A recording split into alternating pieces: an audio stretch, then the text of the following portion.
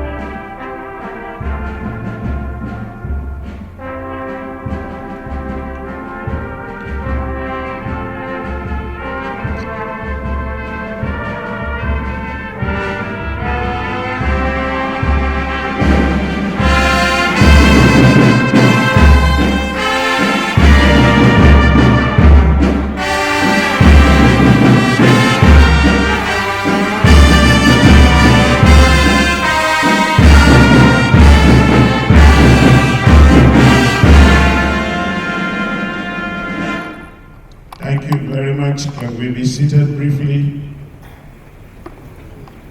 The President and Commander-in-Chief of the Armed Forces of the Federal Republic of Nigeria, ably represented here this morning by the Honorable Minister of Information and Culture, Alhaji Lai Mohammed, also a fellow of the Nigerian Institute of Public Relations. The Honorable Minister of the FCT, Malam Mohammed Bello, and the Chief Host of this occasion, the Honorable Minister of Interior, the Honorable Minister of State Foreign Affairs, the Honorable former ministers that are here with us, particularly Professor Jerry Gana, Chief Audio Ogwe. The chairperson of this occasion this morning, Dr. Mrs. Dere Awoshika, MFR, Chairman, Board of Directors, Access Bank of Nigeria, PLC, and Chairman of the Citizens Summit 2022.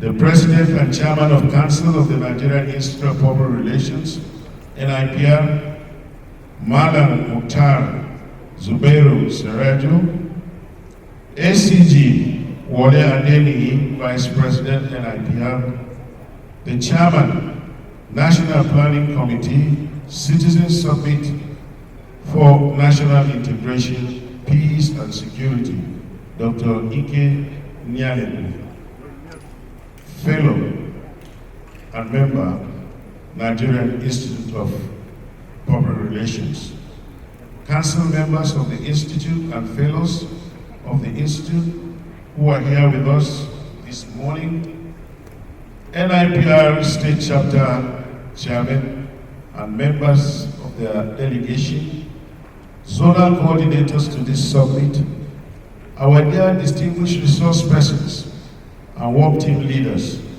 our dear youths, corporate sponsors and partners, distinguished invited guests, ladies and gentlemen of the press. A very good morning to every one of us here. Your Excellencies, distinguished guests, ladies and gentlemen, the Nigerian Institute of Public Relations has decided to come up with this summit in order to prefer some solutions to some of our problems in this country. Your Excellencies, distinguished guests, ladies and gentlemen, some of these problems, you are all aware, is something that has tried to bring disorganization, disunity in the various sectors in our nation. And as a result of that, the Nigerian Institute of Public Relations has decided to weigh in order to find solutions so that we continue to live in peace and in unity. So, Your Excellencies, distinguished guests, ladies and gentlemen, You all know that our country, Nigeria, is a prayerful one. We need to submit this occasion to Almighty God for Him to intercede on our behalf so that we have a very good and successful outing. And with the permission of the representative of Mr. President, may I request all of us to stand up and recite after me the second stanza of the Nigerian national anthem, which we're going to use this morning as our prayer for God to guide us and lead us successfully. Your Excellencies, O God of creation, direct our noble course, guide our leaders right, help our youth the truth to know, in love and honesty to grow, and living just and true, great lofty heights attain, to build a nation where peace and justice shall reign. That is why we are gathered here this morning, seeking for peace and justice in our country. Can we please be seated? Thank you.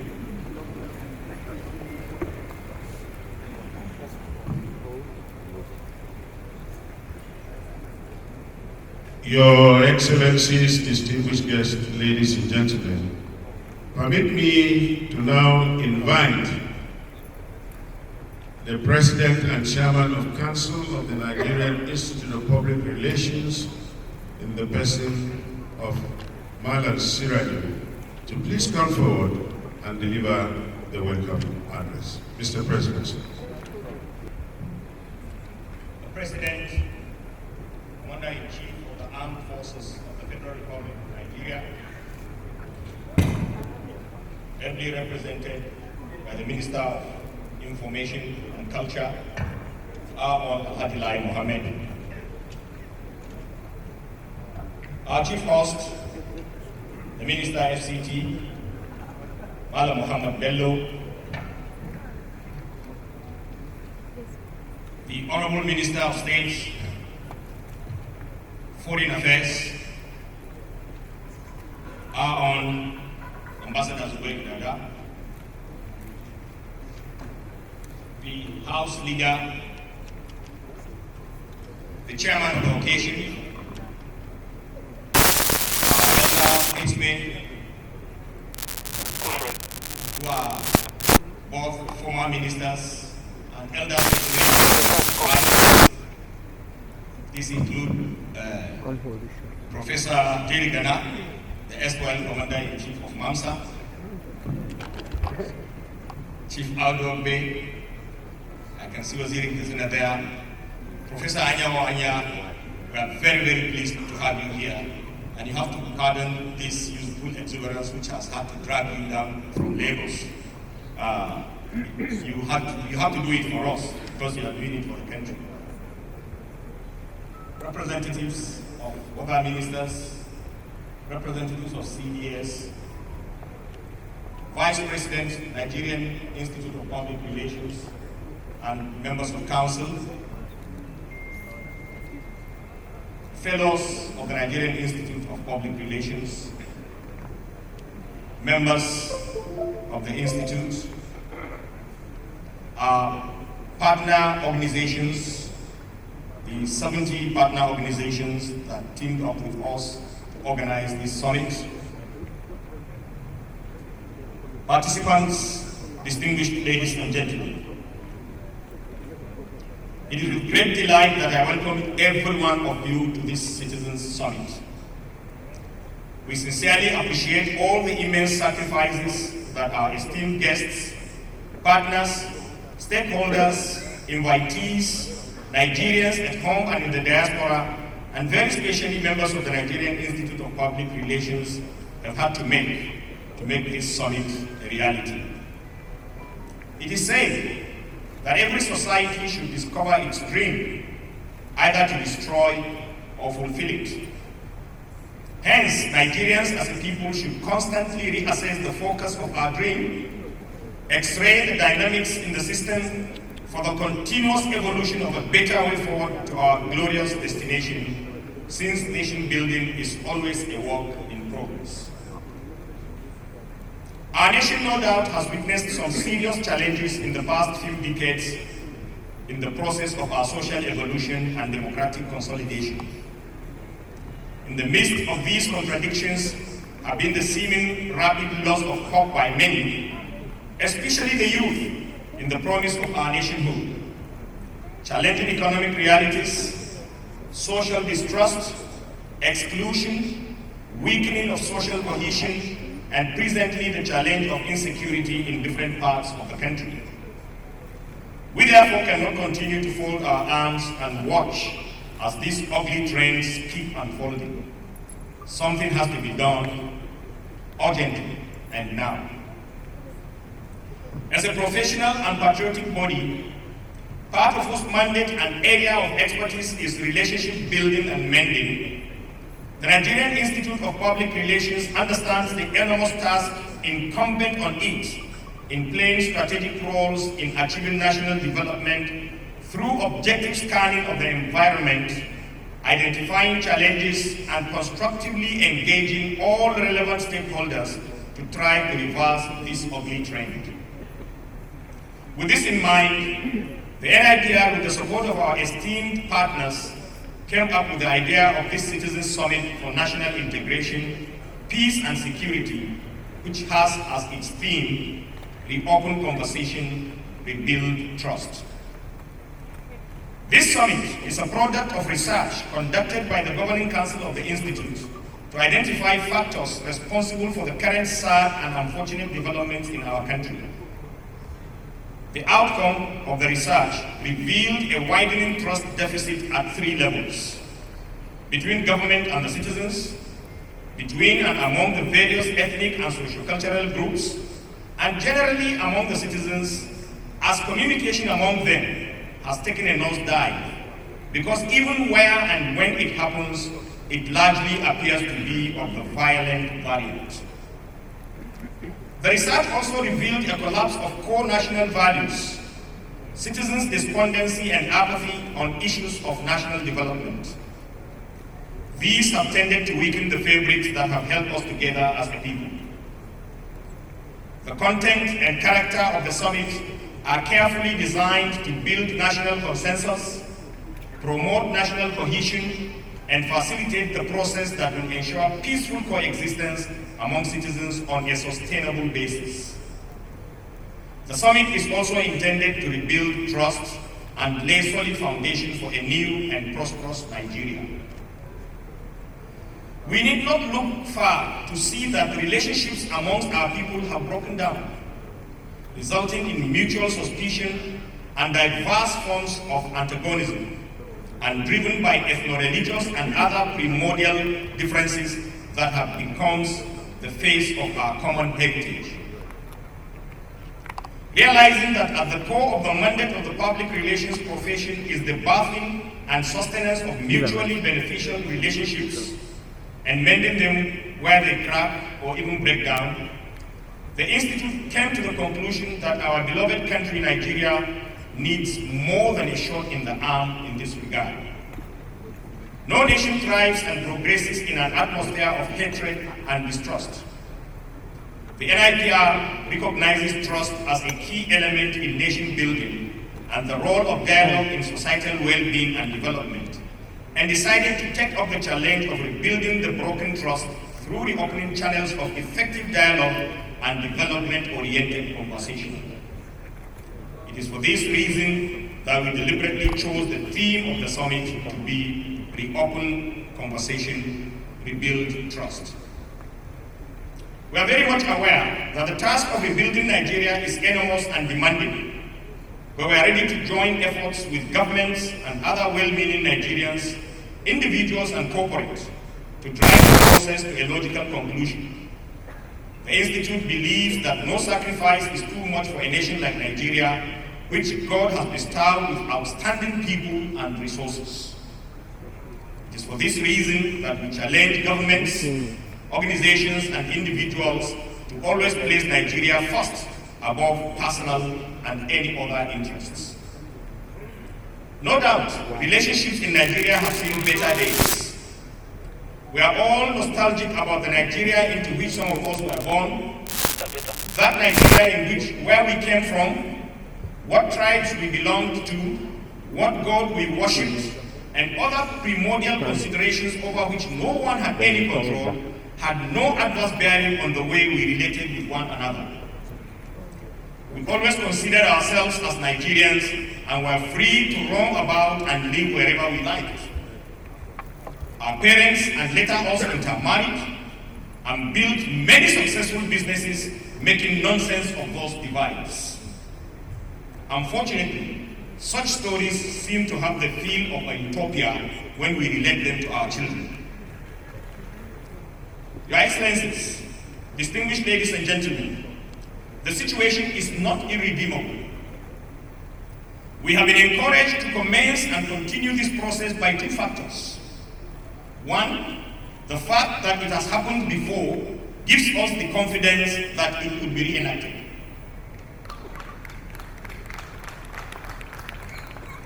Secondly, and more importantly, in the course of giving life to the idea of this summit, we engaged with numerous stakeholders, both individuals and organizations, religious, socio-cultural, professional, labor, media, students, women, name it.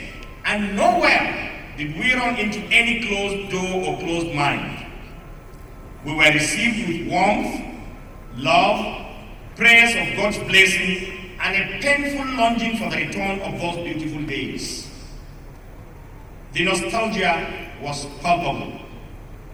In fact, all the elder statesmen, some of whom now appear to be the faces of the various socio-cultural groups, were ecstatic about our mission, even as they expressed various levels of frustration at the current situation of the country. When we tried to reminisce about our beautiful, heterogeneous growing up days, they regaled us with even more wonderful stories of theirs.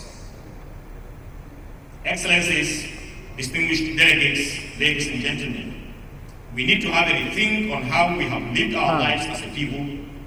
We need to entrench a culture of social justice for national integration and sustainable peace. We need to develop a new communication culture and trust for Nigeria based on mutual respect and love. We need effective national mediation, reconciliation, and investment in peace building for national integration. We need to re-engage and include the Nigerian youths, women, and people with disabilities in the leadership and governance space. We need for balance, equity, fairness, and justice as our way of life. These are part of what this summit intends to achieve. For the country to move forward, we must change the paradigm on how we engage the citizens and the techniques of dialogue. Those in leadership positions must learn modern art of citizens' engagement, and the people must, on the other hand, appreciate the fact that the task of nation building is a collective responsibility in which the citizens too have great roles to play. The country belongs to all of us, young and old, men and women, and until we realize and internalize this, all of us will remain slaves in the hands of a few. In the course of our consultations across the country, as I alluded to earlier, we discovered that Nigerians love Nigeria. They certainly are not happy with the state of affairs, but none wants to see Nigeria fail. For this reason, they want to express themselves, but in most cases, they lack the credible platforms to engage. That authentic and trusted platform for objective expression of views is what this summit is providing for both the citizens and the government. It is for this reason that the NIPR Governing Council decided that this summit will run for an initial period of 10 years with the option of review for continuation until the mission is accomplished.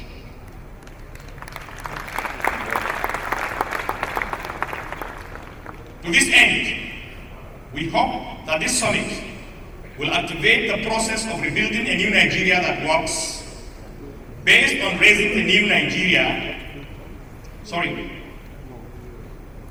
Let me take that again, please. To this end, we hope that this summit will activate the process of rebuilding a new Nigeria that works, based on raising the new Nigerians that will build this new Nigeria. We want to see bequeathed to upcoming generations a nation that is governed by strong national institutions and values that promote oneness and equity among the diverse people of the country. A nation that looks at and sees its diversities as the blessings that they are meant to be and take advantage of them for the benefit of humanity. It is also important to once more express our immense thanks and sincere appreciation to the 75 organizations who share the same vision and hope of a greater Nigeria and accepted to partner with us on this project. In choosing our speakers and resource persons at the summit, we are very deliberate to anchor our choices on patriotic, experienced, and well-enlightened Nigerians who have a good understanding of the issues involved. I would like to assure us all that by the grace of God, the Citizens Summit will come up with creative ideas, sustainable solutions, and implementable outcomes to give direction for our national growth and development. To this end, we have engaged core professionals to produce a comprehensive and implementable report of the summit. One of the major outcomes expected is the initiation of a Citizens Charter with focus on national reconciliation, integration, and development. Before I conclude, permit me to specially thank our special guests and resource persons, especially the chairman of the summit, Dr. Dele Awoshika, who had to cut short her medical vacation to honor this day.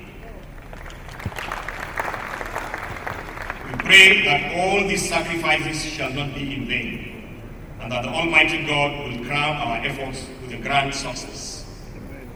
As I welcome you all to this event, let's address ourselves to the various topical issues that have been penciled down for deliberations. The Planning Committee has done an excellent job in outlining thematic areas for discussion during both plenary and syndicate sessions. Your involvement and contributions will go a long way indeed in achieving the objectives of this great summit. I would like to assure all that the Institute, working with our partners and agencies of government, will strive to convey our views and recommendations to the appropriate quarters for concrete policy manifestations. Your Excellencies, distinguished ladies and gentlemen, once again I consider it a great honor and privilege to welcome you all to this summit. Thank you for honoring our invitation. May God bless us all. May God bless the Federal Republic of Nigeria. Thank you.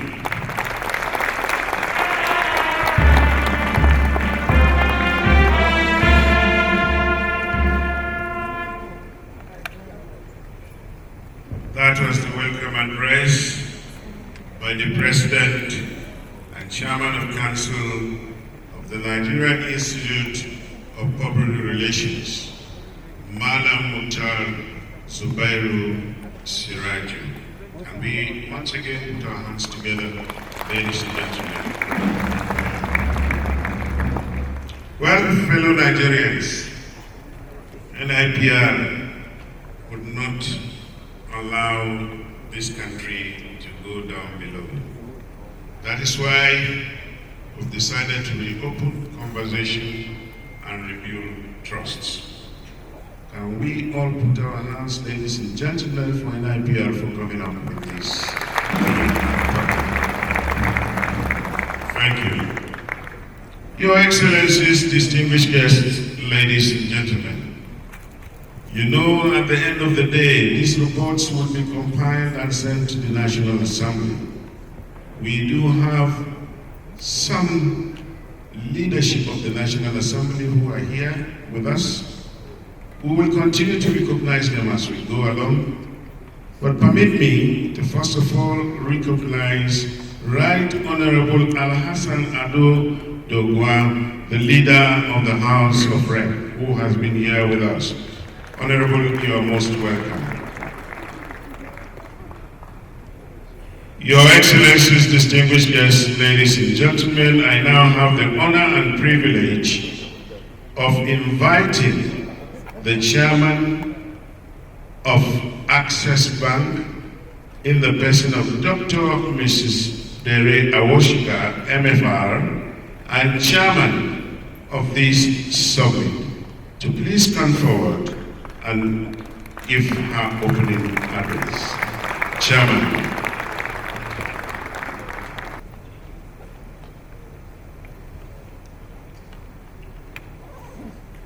Good morning, distinguished elders, the government, particularly the person of Mr. President, represented by the Honorable Minister of Information. I want to ask that I stand on the well-established protocol of the President of NIPR. It's just not another day, it's a very good morning. A very good morning to think on Nigeria. A very good morning to salute a great nation. And a very good morning to talk to one another. The best system in moving forward. A morning of dialogue. I therefore want to thank everyone for inviting me to chair this very august occasion that goes down in great memory, will not be allowed to go any other way, that I mean fizzling away, but will be used as a tool to bringing Nigeria back to where it should be. So I must honor everyone here today, particularly Mr. President, for choosing to honor the occasion through the Minister of Information. I'm honored to be here. My voice is not usually like this. No, the devil doesn't like a good thing. He's a liar. I said, I will talk this morning. So, speaking on this is timely. Our country seems to be on a crossroad. And discussions that we hold today and the resolutions that we make together with the determination of engaging such resolutions, propagating such resolutions within the citizenry, within the entire cadre of the citizenry, in line with the thoughts that we are going to painstakingly put together, will help us, because dialogue is the way to fix our nation and to reduce and indeed stop the affairs that are negatively being propagated. The choice is ours, and it's good that NIPR chose to do this, because the consequences, however, it's not just ours alone to bear. I remember the words of Sukarno, an Indonesia first president. He said, and I quote, "We must all build national unity. Build all revolutionary forces into one powerful wave to sweep away our main enemy, political imperialism and economic imperialism." That's what it is. As I said to Indonesia, so by the grace of God, I'm saying here today that that's exactly where we are. Political imperialism and economic imperialism. This was, despite being said in the age of colonization, which is now well behind the wall, but sadly is still quite relevant today among sovereign nations, not just Nigeria. The enemies of political and economic imperialism, they still look around in nations. Sadly, rather than working together to eliminate these cancers, in quote, we have situations of coercion through conquest, via economic sanctions, trade wars, inequity, as well as political standoffs that have pervaded the stratosphere of most nations, Nigeria included. What more interesting is that these simple yet profound words by Sukarno capture an elevated concept that lies at the core of every nation, the glue that bonds its people together, is national integration.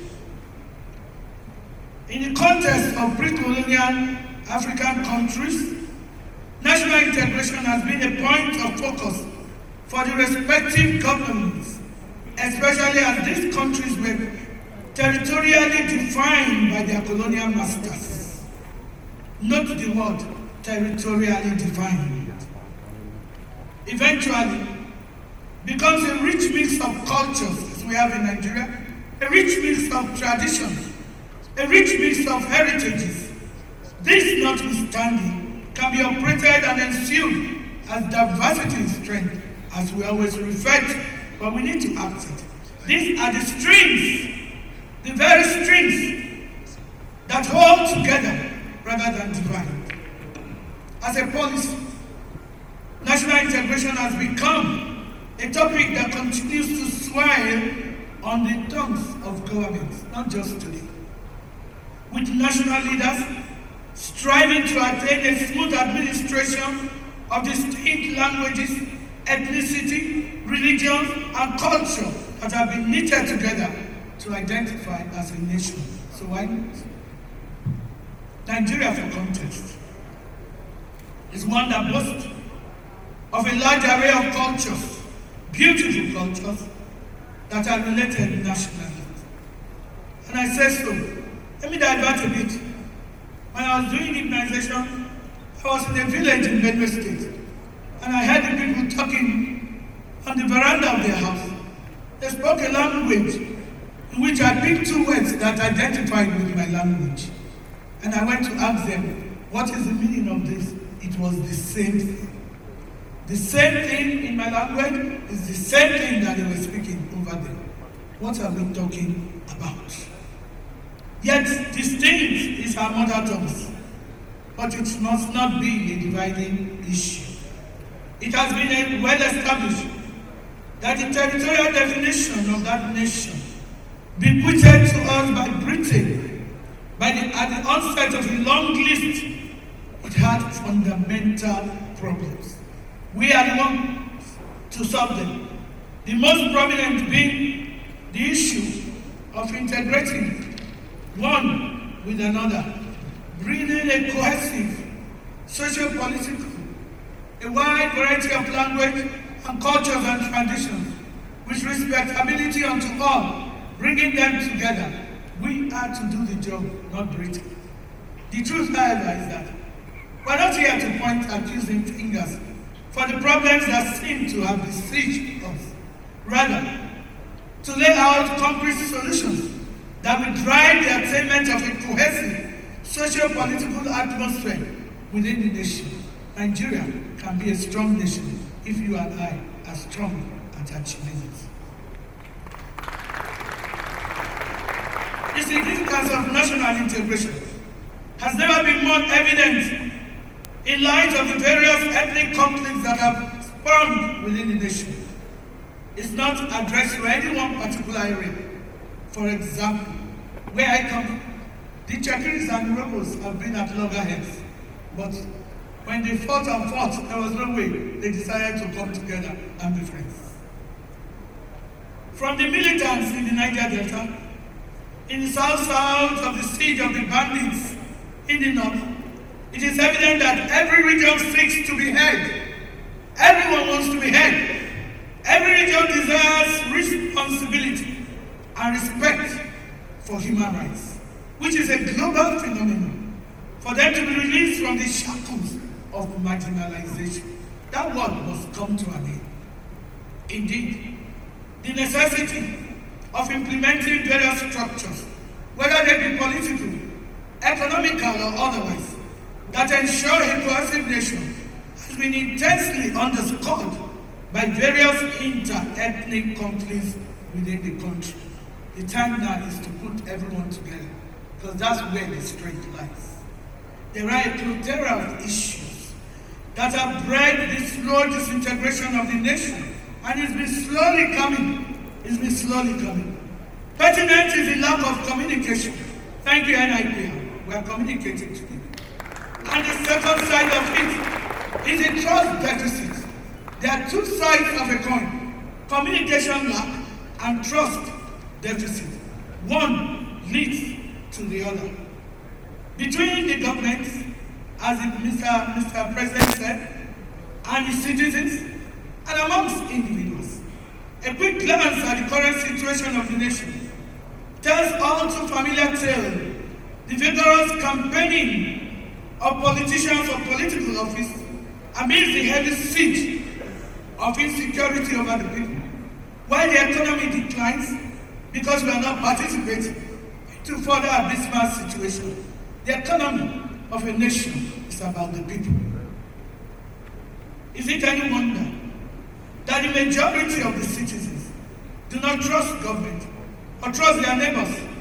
There was a survey conducted by World Bank.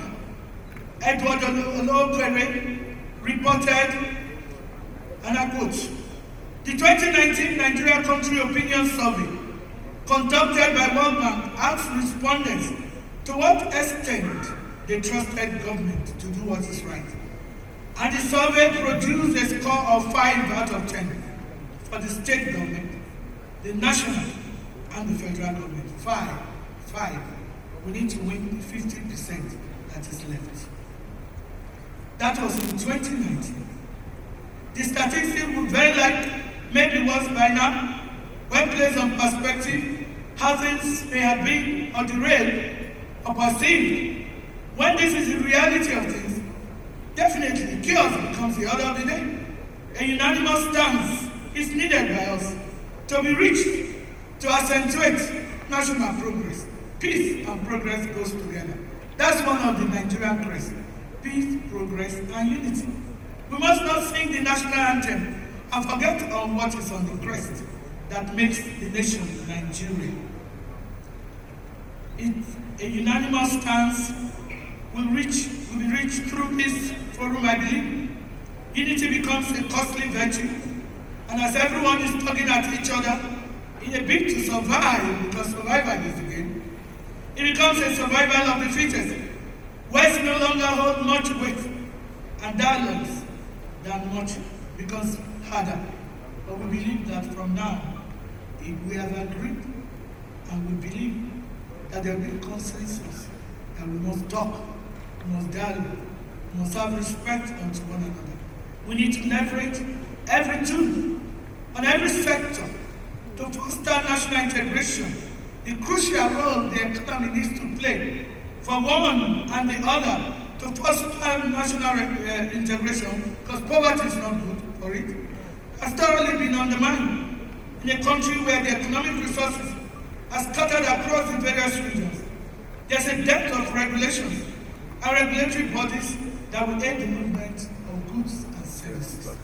We need to be doing inter-country, intra-country trade is part of the economy. On a regional landscape, the African Continental Free Trade Agreement has been able to gradually ensure the seamless trade of goods and services between countries with their various regional bodies. It is my utmost belief that a similar system needs to be put in place within the country, where movements of goods and services between states are fully regulated, monitored, and assisted to prosper. National economic integration, ladies and gentlemen, encompasses not just the duties of corporate bodies in ensuring a healthy environment that fosters the positive economic growth via several sustainable banking principles, but also behoves on every Nigerian in ensuring the seamless movement of the economy to its desired state. It's our responsibility. As a representative of a tribal corporate organization such as Access Bank, we truly understand the importance of economic integration, and we use the tool.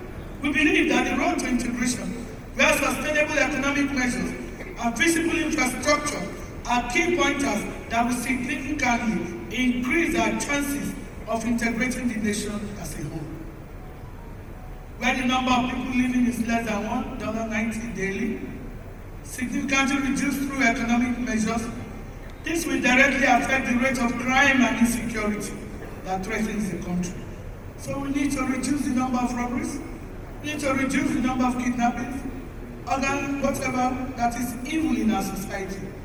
You and I determine together so to do.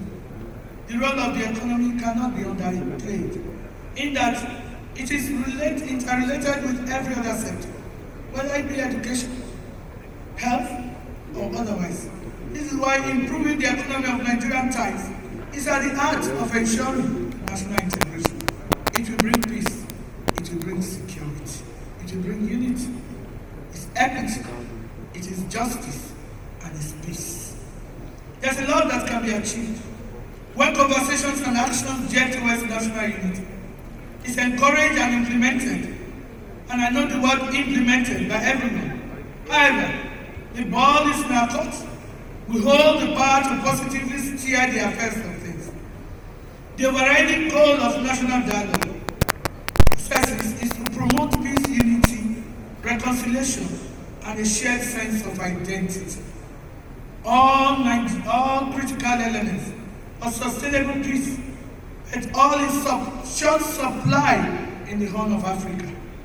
Having wide-ranging mandates including political reforms, constitution making, peace building, national dialogue, they are all political processes that aim to reach a new social contract between interest groups, communities, and all parts of the country. And I'm happy that every part of governance is here represented, more especially the people of Nigeria.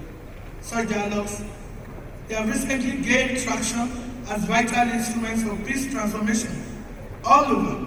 According to the Bengal Foundation National Dialogue Handbook, they have been implemented with varying degrees of success. They were implemented in Morocco, in Libya, in Tunisia, in Egypt, in Lebanon, in Jordan, in Bahrain, and Yemen. It will succeed in Nigeria. In Tunisia, national dialogue has been credited for breaking the political deadlock and for building enough political consensus to lead to constitutional and institutional reform. Do we need the reforms? Yes.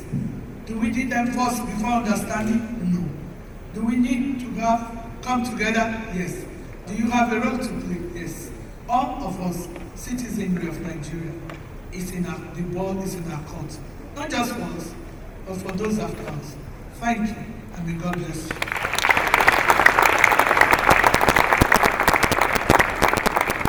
We thank the chairperson of this summit,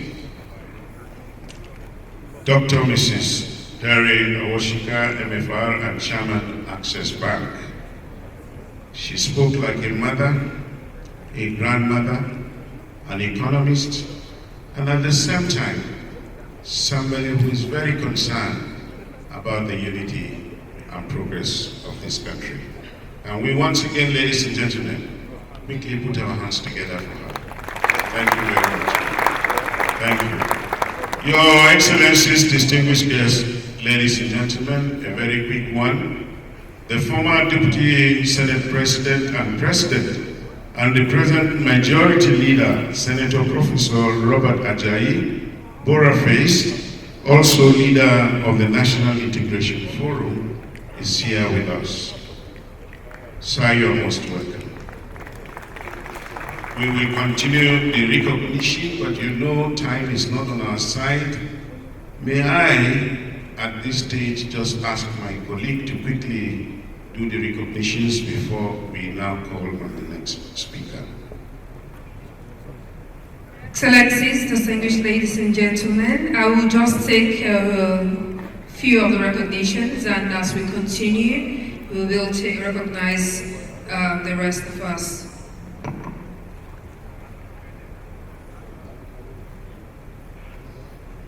All right, I would like to, at this point, recognize and appreciate the representative of the Attorney General of the Federation and Minister of Justice. He's here represented by the Special Assistant on Media and Public Relations, Dr. Umaru Jibril Wandu. You're welcome, sir. I I would also like to welcome the Director, Army Public Relations, Brigadier General Nwachukwu, here represented by Colonel Timothy Antiga, the Executive Director, Armed Forces Radio Service. I would also like to very respectfully appreciate and recognize the presence of one who has done so much for the NIPR, and when he was the governor of Kano State, he gave the institutes many of the equipment and things the institute needed. He is the former Minister of Education, Senator Ibrahim Shekarau. Please, you're welcome, sir. Your Excellencies, distinguished guests, ladies and gentlemen, for time factor, we have a chief host, the man who has given us the opportunity to be seated here this morning. He is no other person than the Honorable Minister of the FCT, Malam Muhammad Musa Bello, whom I now have the singular honor and privilege of inviting him to please come forward to deliver his short message.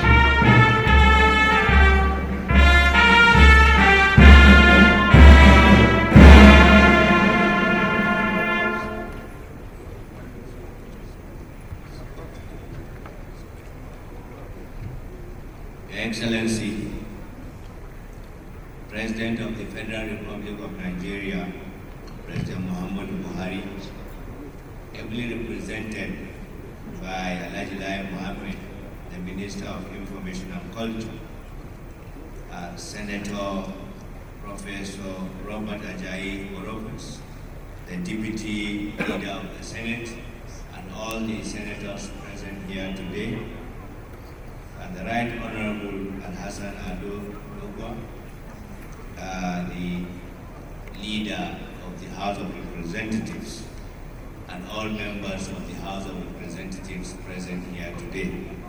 The Honorable Minister of State, Minister of Foreign Affairs, Ambassador Zubairu Dada, and other former ministers present here, our elder statesmen, our religious and traditional leaders, the chairman of the occasion, Dr. Dere Awoshike, MFR, chairman of Access Bank, the president and chairman of the Council of the Nigerian Institute of Public Relations, and all members of council present here, senior military officers and other security officers present here, the president of the Nigerian Labour Congress, chief executive officers of public and private organizations present here, members of the pledge, distinguished ladies and gentlemen, on behalf of the FCT administration and the residents of the Federal Capital Territory, it's my honor and pleasure to be part of this very important summit for national integration, peace and security, organized by the Nigerian Institute of Public Relations. I wish to welcome all of you to Abuja, our beautiful city, our city of unity, which signifies all what we stand for as a nation, a city created to serve as a place where every Nigerian, irrespective of gender, creed, tribe, location, will feel at home in a united city. I wish to extend our appreciation to the President of Council of the Nigerian Institute of Public Relations, Madam Tan Sirajo, and all members of the Governing Council for choosing Abuja as the host city for this very, very important summit.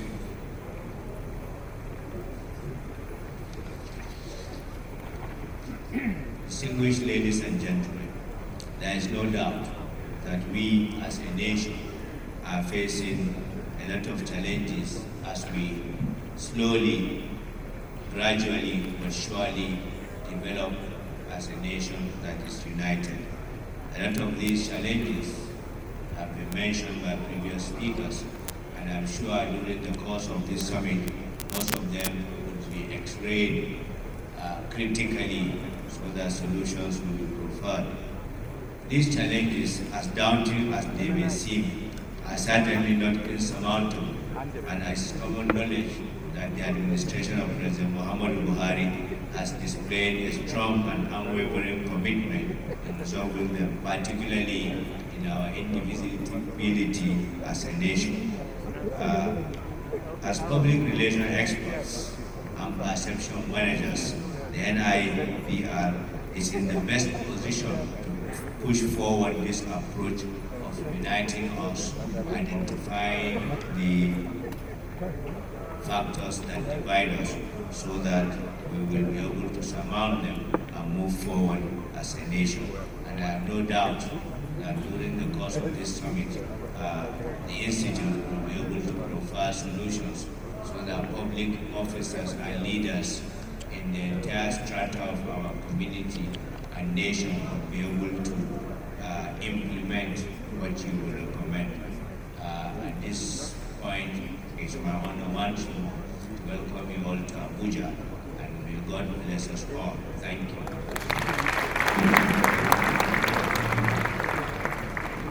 We thank our chief host, the Honorable Minister of the FCT,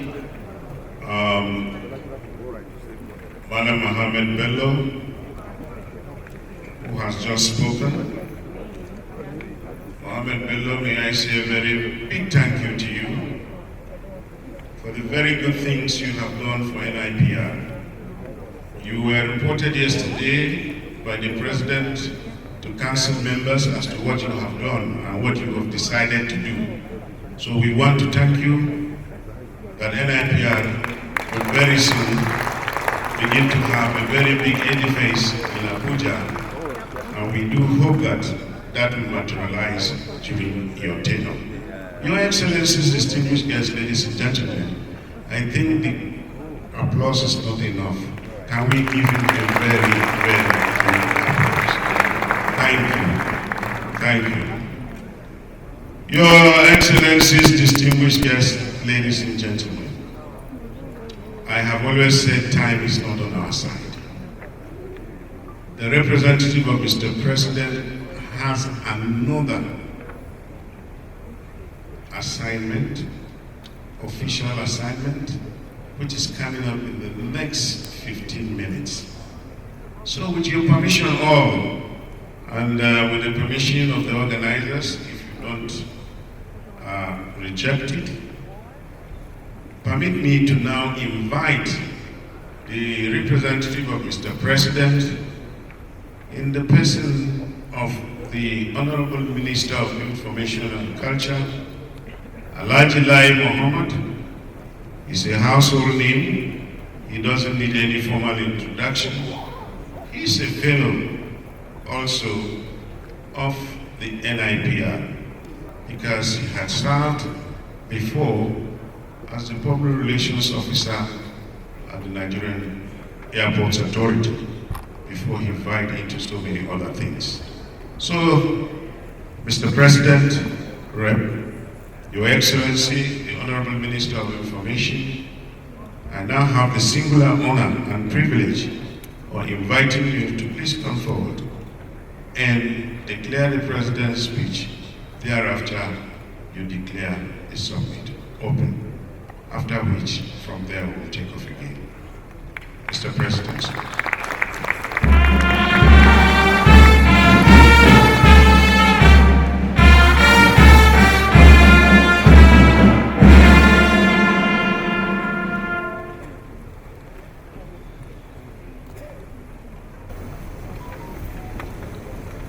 Your Excellencies, members of the National Assembly here present, especially Senators Blueface and Senator Shekau, the House Leader, the Right Honorable Hassan Adedogua, my colleagues, the Ministers of Minister of State Foreign Affairs, representative of Minister of Interior, my elders, Professor Jerry Ghana, Dr. Abu Ogbe,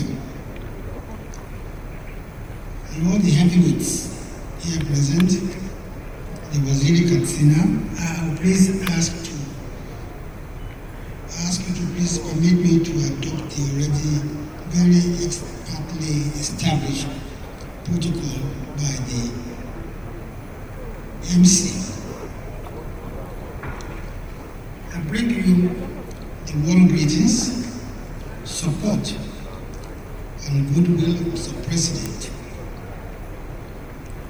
who is unavoidably absent and who has asked me to present him here.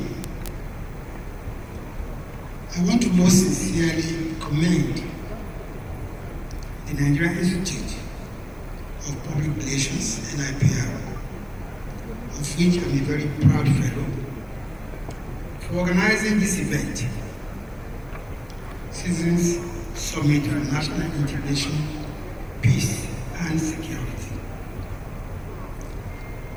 As a key stakeholder in the Nigerian project, I see this as NIPR's contribution to discuss national unity and also a most practical and positive contribution to the present challenges of peace and security in our country. This summit could have come at a better time, with the issue of peace, security, and national unity on the front burner of our national discourse. In recent times, in particular, the issues of peace and security have been on the lips of many Nigerians against the backdrop of rampaging terrorists, bandits, and kidnappers. This crisis of insecurity has unfortunately been made worse by the twin evils of fake news and misinformation. We'll come to that shortly. Back to the security challenges, I want to say that under the purpose leadership of President Muhammadu Buhari, who has directed the military to crush those terrorists, those terrorizing our citizens, peace and security are gradually being restored to the country. Let me quote Mr. President himself on this directive to the military. Judging by the available reports to me and news that have begun emerging in the last few days, I would say they have had the instruction and are responding appropriately. In the past couple of days, you must have heard about the number of terrorists neutralized by the military and number of hostages freed. These efforts will not stop or reduce. We must take the fight to terrorists and demonstrate that there is no hiding place for them within the borders of our country. Each one of them will be hunted and pursued and spoken to in the language they understand. End of quote. These are great words of assurance coming directly from the President and Commander-in-Chief himself. I want to use this important platform to commend our gallant men and women in uniform and to appeal to all our compatriots to continue to support them in their onerous task of keeping our country safe. We must also realize that security is the business of everyone. Hence the tagline, if you see something, say something. Terrorists or bandits are not spirits. They are human beings and they reside in our communities. They must all be exposed and crushed for peace to reign. Distinguished ladies and gentlemen, let me talk briefly on how fake news and misinformation are making worse insecurity, feeling further apprehension among the citizens and demoralizing security agencies. I recall that during the country visit to me by the NIPR delegation, I also appealed to them to leverage their powerful platform to ensure that the menace of fake news and misinformation is confronted squarely. I said my appeal was because this twin evil is a clear and present danger to the peace, security, and development of our nation. Let me cite some recent instances of fake news and misinformation in this regard. On August 10th this year, the Kaduna State government had to debunk an online report claiming that hundreds of bandits had laid a siege on the Kaduna Zaria road. The widely circulated message even advised travelers not to enter or leave Zaria due to the presence of bandits at Dumbi and Jaji along the Zaria road. Imagine the apprehension and disruption of plans that this fake news could have caused. Imagine its impact on the security agencies who are doing everything, including paying the ultimate price to keep us safe. Also in April this year, a drone video went viral showing a group of 5 men wearing red clothes and cooking inside an unknown forest. Those circulating the video claimed that it was somewhere in Nigeria. But when BBC did a fact check on the drone video, it discovered that it was not in Nigeria. The video was circulated just to create panic among the citizens and put society on edge. In June this year also, there was a report of bandits using a helicopter to attack residents in 4 communities in Kajuru local government area of Kaduna State. The Kaduna State government had to debunk the story, but clarified that the chopper was actually an Air Force helicopter dispatched to repel an attack in the area. Again, imagine the pandemonium this would have caused if it had not been debunked. Finally, I cannot count the number of fake news that has been attributed to Alhaji Lai Mohammed, the favorite whipping boy of relentless authors of fake news and misinformation. After the Kuje attack, one of such fake news quoted me as saying, "The bandits never told us they were coming to Kuje." It was a big surprise to us.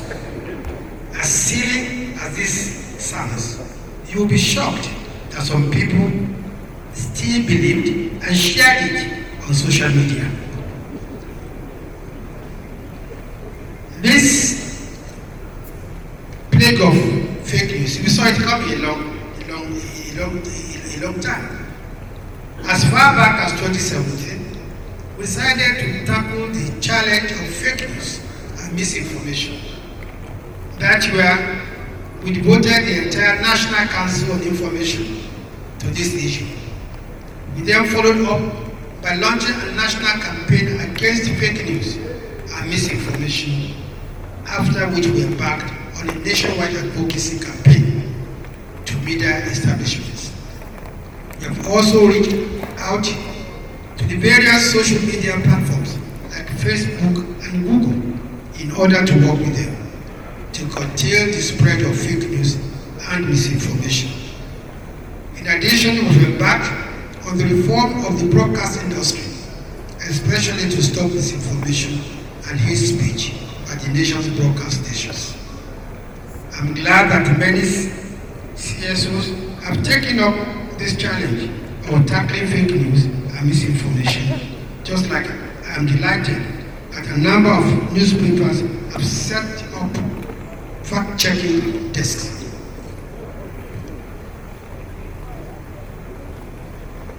I'm aware that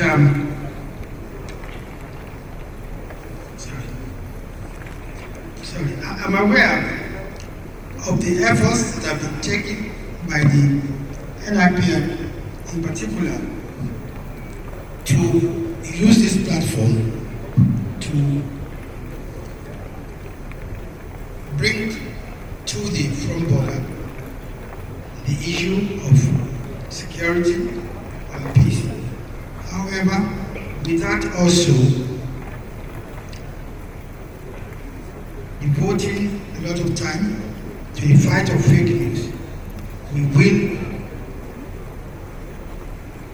not be able to achieve the security and peace that we so much desire.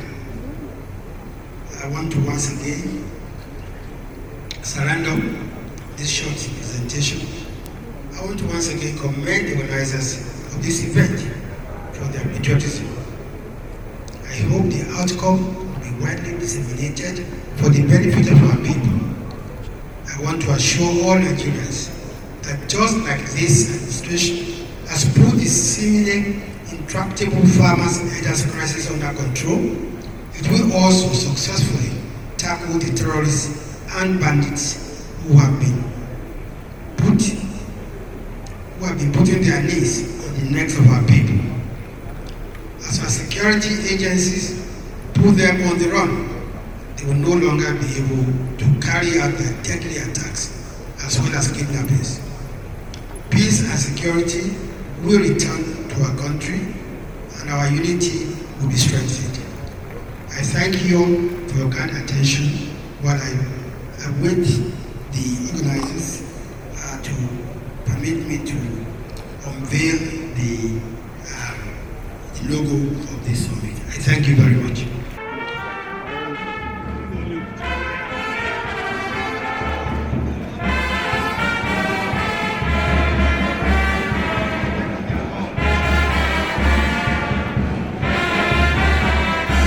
Take that shot.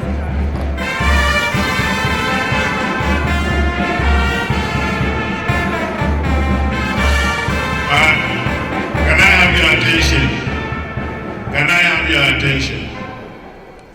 We all have former ministers, former governors, former senators who have joined Mr. President to unveil the summit logo. NUJ President, are you around? NLC President, are you around? FCWC President, Albino Foundation, FAPRA President, APRA, and the rep of the Chief of Defense Staff. You have to defend us. Professor Vincent Anibogu,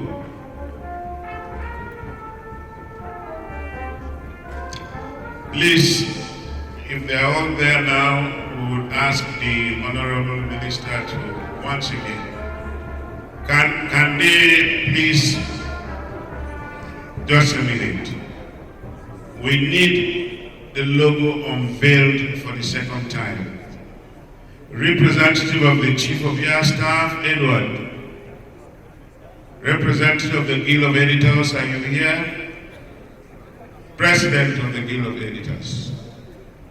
You can see the eminent personalities that we have. So can we have the logo once again for it to be unveiled?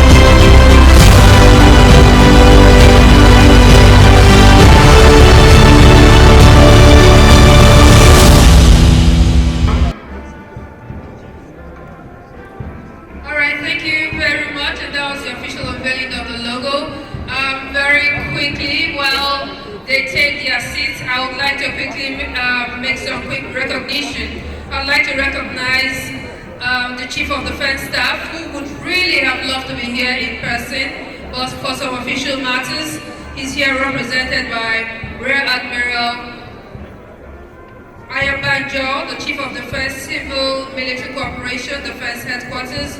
You are very much welcome, sir. Not forgetting the presence of the representative of the Chief of Air Staff. He's represented by Air Commander Edward Gambwit. I would like to recognize Major General O.J. Akpo, Director of Defense Information. The Director General of the NOA, Garba Abari, is here. Thank you very much. Also, the Director General, National Council for Arts and Culture, Otumba Olusegun Olusewe, is also here with us.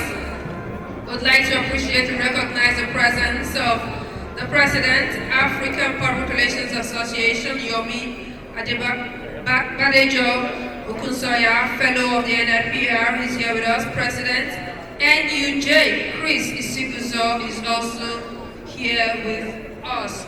There are a number of persons I would like to also appreciate, but that will be later on as we go on with the rest of the program. Elder Emmanuel Ogidi, Fellow of the NIPR, former Vice Chairman, PDP South. I see you. You're also the Senior Advisor to the Governor of Delta State on Neighborhood. Everybody I know, the wise men in this nation, everybody has come to the conclusion that, frankly speaking, except there's a divine intervention, the trajectory is certain. So we want to believe that this effort, it's a strange effort if you ask me, a citizens summit, the kind of synergy that has been built into it, it's amazing. So maybe this is the miracle that Nigeria is looking for. How can I explain this hunger and pain that is pounding my chest? How can I express myself without self-incrimination? How can I call for a revolution if all we see is hunger and thirst? How can the citizens in my generation find emancipation from the shackles of desolation? How can Nigeria see a better tomorrow if the leaders of tomorrow are enslaved by the leaders of today? Oh yes, we bend our knees every day and pray, saying, "Dear Heavenly Father, deliver us from the corruption and insurgencies in our nation." Yet, we are accessories to the fact, through negligence and not playing our part. We've applauded professional incompetence and refuse to hold these office holders accountable for their actions. How be it that our leaders lack the decency of acknowledging the rule of law in this democracy? More so, how did this conglomerate of the electorate call the elites vilify their franchise? We did so when we paid no attention to the intentions of this political figure. We let the devil in and even served him dinner. And true, whether we casted our votes right or wrong, the bottom line is we've been misled by promises, kept or not. So we've not just end the fight for justice and good governance with the hashtag on Twitter screaming endlessly at our phones but only getting bitter. And I do not propose a propaganda for violence, riots, nor strikes. Neither shall we take solace in hate speeches, sarcasm or savage replies. But if we live in constant denials of the fact, our present plight shall be our own demise. What then is the plight of a Nigerian citizen? Listen, his plight is not in the fight for a better life, but in the metrics that defines his better life. One of which is the concept of nativity. If similarity is not a factor of compatibility, neither is diversity a reason to name one an adversary.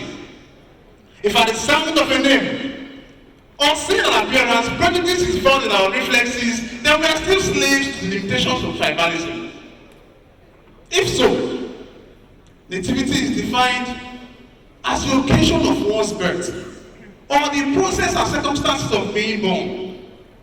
Why then does Ladipo, a simple lad of Yoruba parents, but was born in a small town called Hadejia in Jigawa State, nursed by Miss Amina, a kind-hearted midwife who sang for joy at the coming forth of this new baby.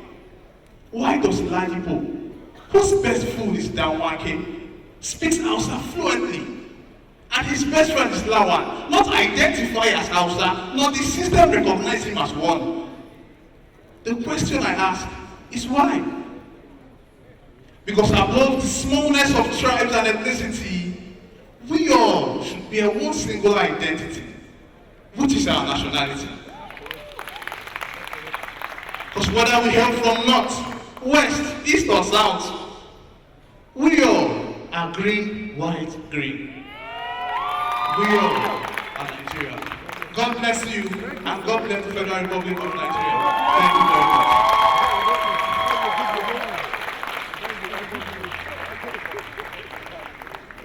Khaled, thank you very much. Thank you. Your Excellencies, distinguished guests, ladies and gentlemen, we will now go back to the business that has brought us here.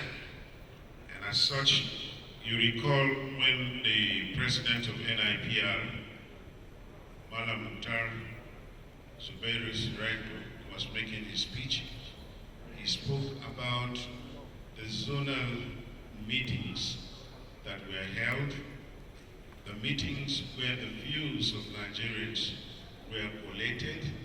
We had zonal leaders, team leaders, and these team leaders will be invited here now, and each one of them will have just 1 minute to present a small brief from the reports of their own zone before we go on. So we will start by inviting the Northwest Zone, represented by Dr. Sule Yao Sule, fellow NIPR. We will also call on the South-South Zone, represented by Barrister Karibi T. George. If he's here, please come forward.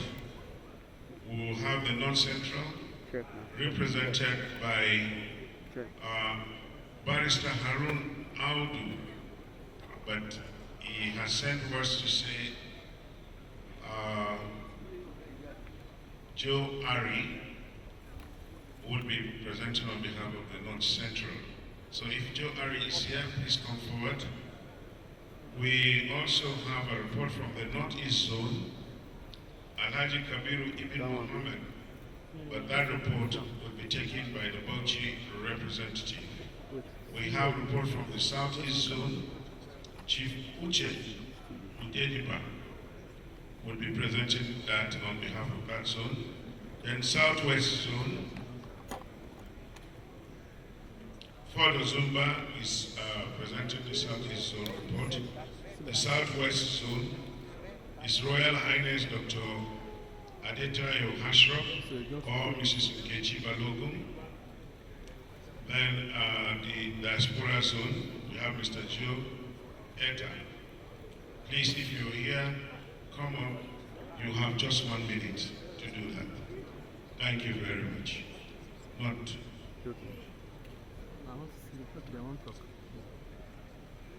Your Excellencies, the leader, distinguished invited guests, ladies and gentlemen, I'm here to present a report from the summit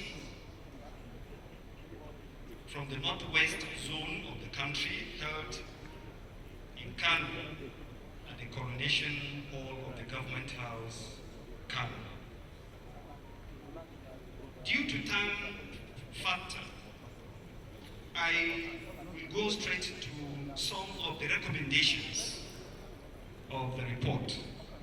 Otherwise, I would have loved to run down the participants comprising of various ethnic nationalities based in Kano and the Northwest Zone. Therefore, part of recommendations from the Northwest Zone are: 1, that current states of criminal acts, banditry, kidnapping, insecurity, regional separatists, agitations, ethnic, religious, and other divisive conflicts that have bedeviled the country were both avoidable and surmountable distractions. That if stakeholders of Nigerian project would forge a common front to confront and counter the country's tribulations, such as social gain will be for the common good of the majority and peace-loving Nigerians and our national unity. That though Nigeria is in deep divisions due to the chasm created by our socio-cultural differences that emanated from our natural implosion of being peoples of different traditions, faiths, and cultures, both citizens and leaders should emulate the culture of tolerance as was being exhibited in some cosmopolitan canon, which is now a leading epitome of peace and harmonious relationship in the Northwest. Thank you very much. This is the report from the South-South Zone after months of planning by the Nigerian Institute of Public Relations chapters. On the 4th of November 2021, the South-South Zonal Summit was held at the Nabo Graham Douglas Auditorium, Faculty of Law, Rivers State University in Port Harcourt. It was attended by more than 500 persons drawn from 40 interest groups, complemented by the President of the NIPR, the Chairman of the National Planning Committee, and a number of others, notably the Chapter Chairman. And the program was chaired by Professor Ndoa Lale, former Vice Chancellor, University of Port Harcourt, while the keynote speech was presented by Dr. Solomon Darase, former Inspector General of Police, represented by Mr. Patrick Dokumu, a retired AIG. Interventions were made by different groups representing ethnic, religious, and demographic interests. And finally, the summit observed and resolved that national integration, peace, and security would come from the following: inclusiveness of persons, groups, and interests in economic activities, accommodation of diverse structures and opinions in policy making and legislation, education, justice, and equipment of the security, justice, and judicial systems, religious tolerance and accommodation, programs, policies, and activities like open grazing that cause tension should be discontinued and reformed, and we should harness the diversity of our people for national integration and all-round prosperity. Thank you.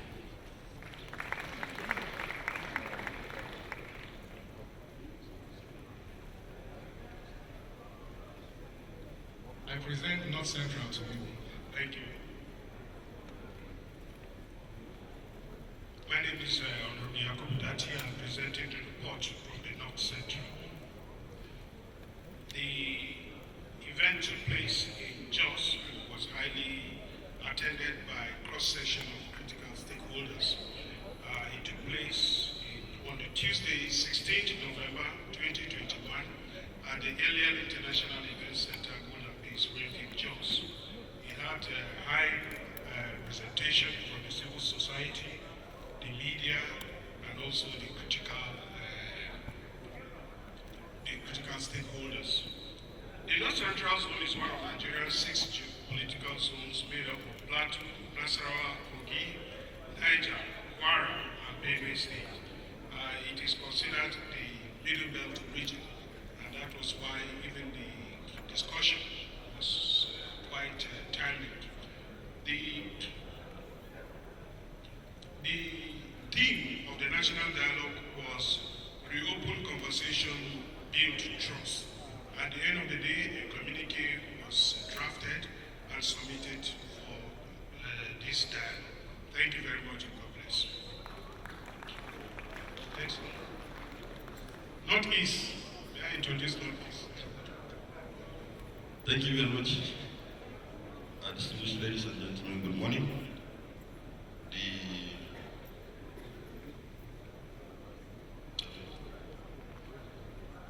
I'm here to present the report from the Northeast. My name is Kabiru Garba Aminu.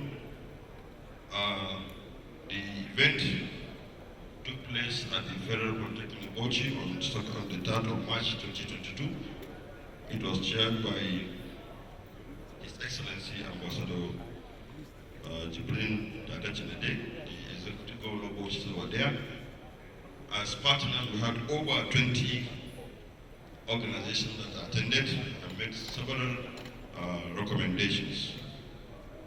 The Emir was also represented. The guest speaker at the occasion was the immediate first executive secretary of Tertiary Education Trust Fund.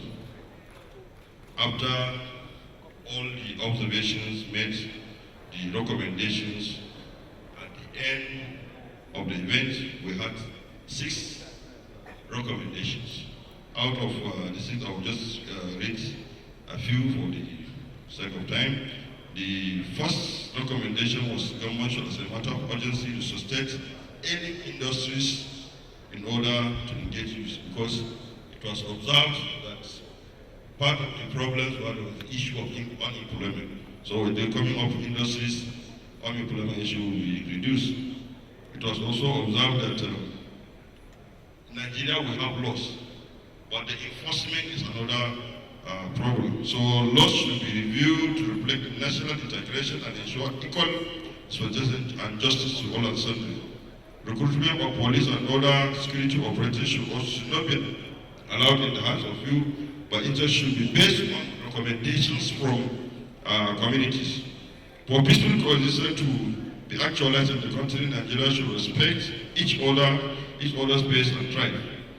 Then the summit also recommended the enforcement of laws on culprits as well as fighting corruption that will not reduce the level of crime and youth restiveness. Then lastly, the issue of fake news, which was highlighted much by the Honorable Minister representing His Excellency the President for Peace to reign in Nigeria. Relevant authorities should take drastic measures in punishing anyone for spreading fake news and hate speech. These are the recommendations at the meeting. I thank you for your time. Thank you very much. Thank you very much, Northeast. Lost but found a wallet belonging to Olabun Femi Ayodele Clement. If you are the one, please go to the patrol's table and collect your wallet. I present Southwest.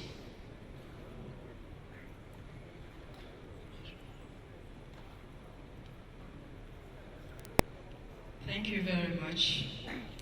The summit for the Southwest was held on the 2nd of December 2021 under the chairmanship of the erudite scholar, Professor Anya O. Anya.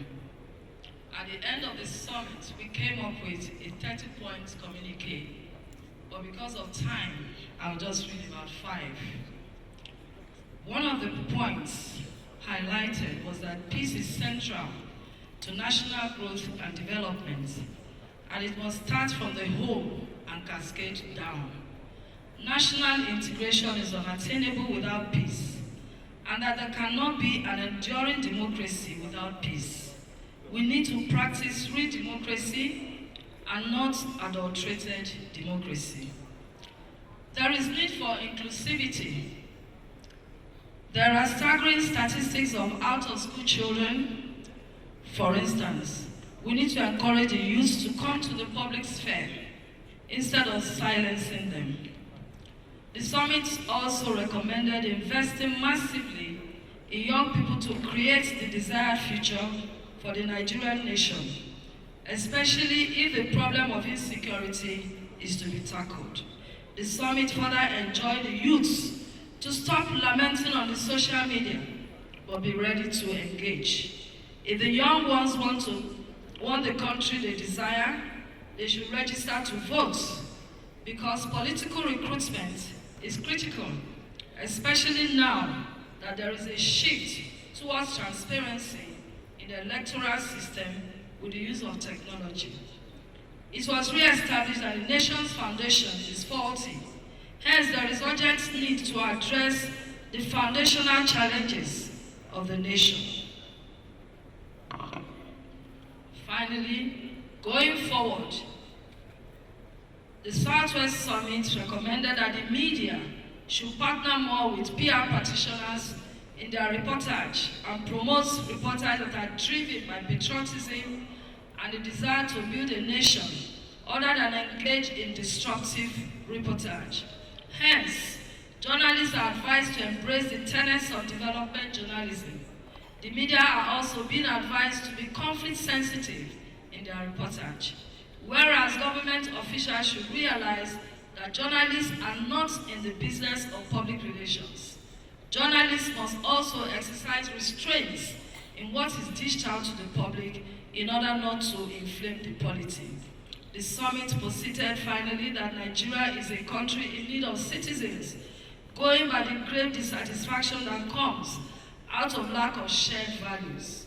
We need a new leadership recruitment and reorientation of our educational system, as no nation can be greater than the level of knowledge of its citizens. The motion, thank you very much. Thank you. The next diaspora, Southeast, Professor Angela.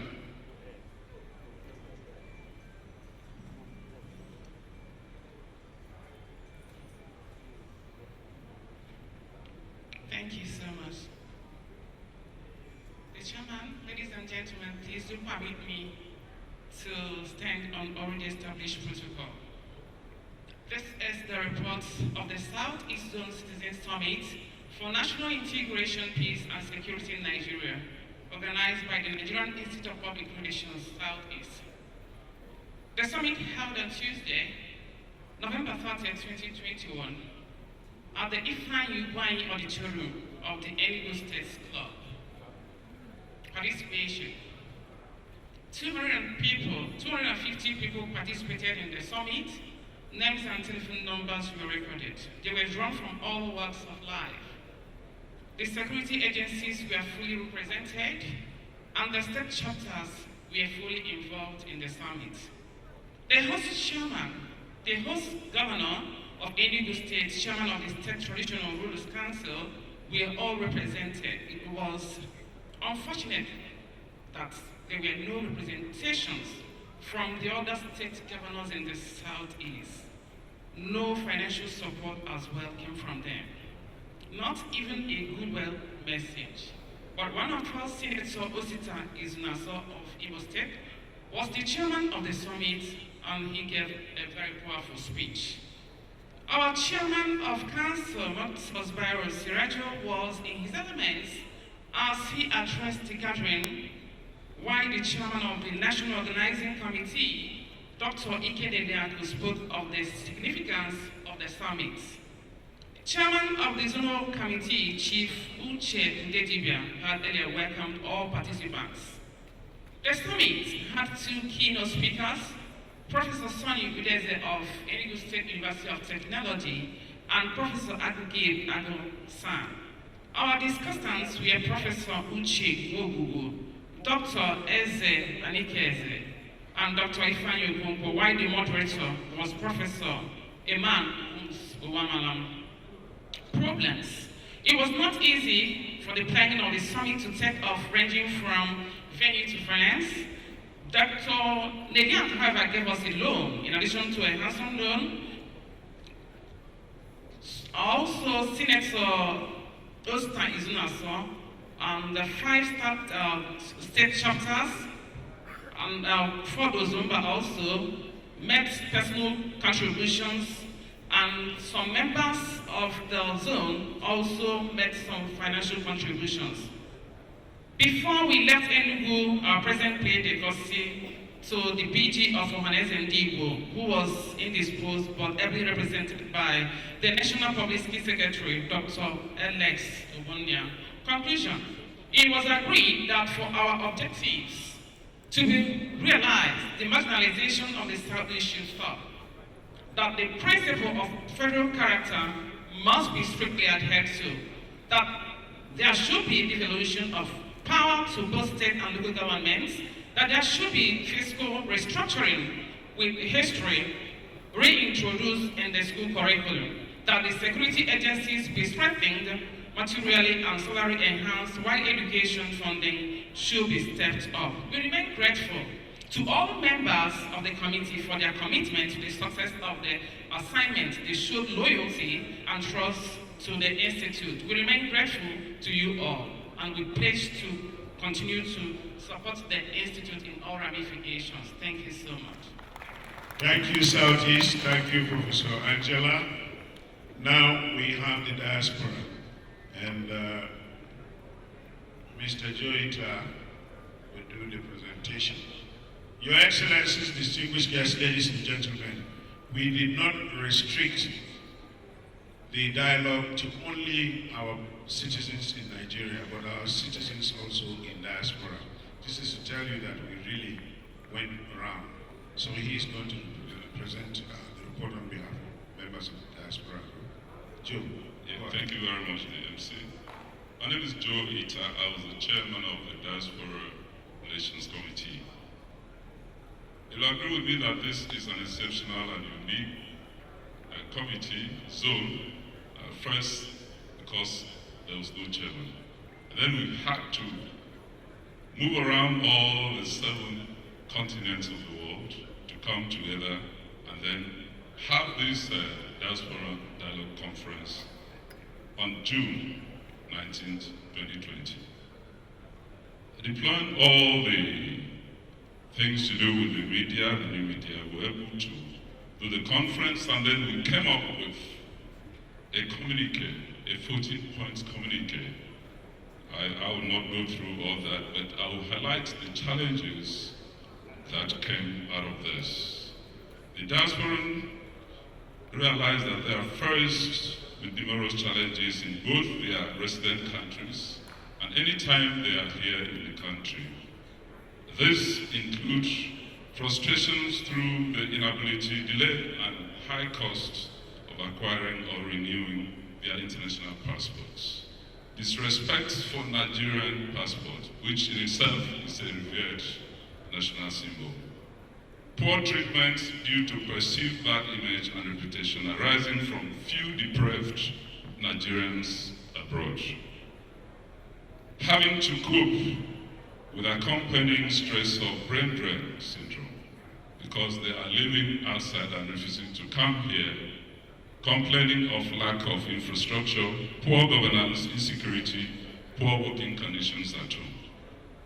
It was also seen as a challenge that it's difficult for our brothers and sisters who are outside to have graduates of Nigerian origin to seamlessly be enrolled into the National Youth Service Corps scheme in the country. Also, non-recognition of voting purposes, of voting rights during general elections, even though they consider they have been contributing so much in remittances and even leadership submissions. It was also noticed that there's lack of comprehensive statistics on official number of diasporans. Lastly, they complained that they should be allowed to be involved in leadership selection processes because they are great influencers all time, all around.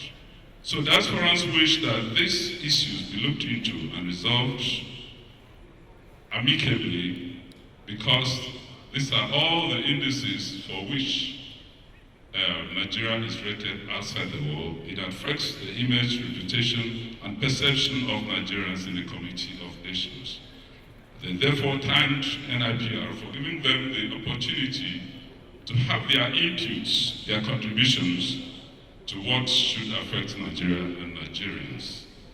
It is appropriate to mention that they insisted that this should not be a talk thing, that this decision should be seen through and applied so that Nigeria will become a better place for Nigerians both inside Nigeria and outside Nigeria. Thank you. Thank you very much, Joe from the diaspora. Your Excellencies, distinguished guests, ladies and gentlemen, I now have the singular honor and privilege of inviting the President of the Nigerian Institute of Public Relations to please come forward, where the reports will be presented to him. Thereafter, they take it for analysis and possible implementation. May I invite the representative from the Northeast, the Northwest Zone, Dr. Sule Yao Sule, present your report. Quickly, South Zone, Barrister Karibi George. North Central Zone, Harun Audu, but represented by the Honorable Commissioner of Lands, Plateau State, Malang Yakubu Dati.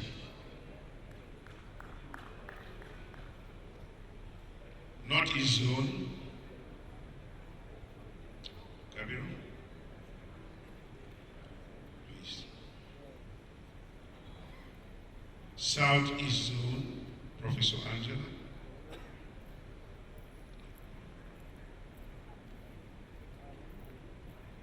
Southwest Zone, Nkechi Balogu, the Iron Lady of NIPR. Can we put our hands, ladies and gentlemen? Thank you. The 7th Zone, the Diaspora, Joe Itten.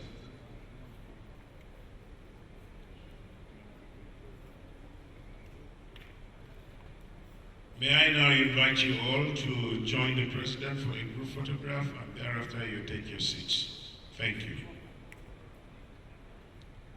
Your Excellencies, immediately after this photograph, we'll be taking the thematic address on reopen conversation, rebuild trust by Professor Anya O. Anya. It is a very interesting document for us to wait and listen. Thereafter, we'll check the goodwill messages.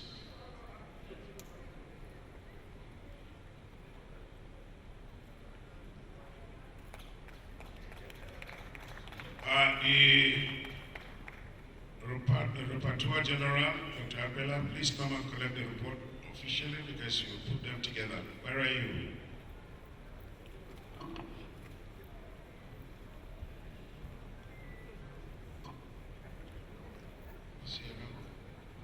The Rapporteur General, Dr. Comfort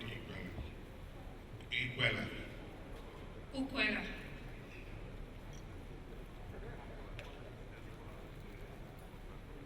Distinguished ladies and gentlemen,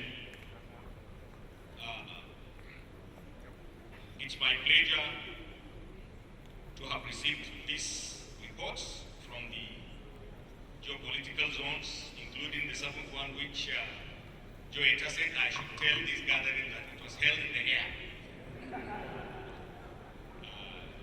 We decided actually to, because we have 6 geopolitical zones, but we know we have a lot of our people that are scattered all over the world, and we felt that from every part of the world one would contribute one way or the other to what we are doing. So we consciously ensured that Nigerians that are outside were not left behind, because this is a project that is for all of us.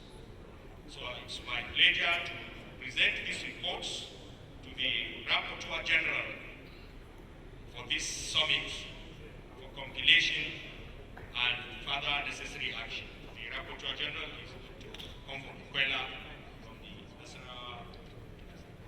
from the Benue chapter, National State University.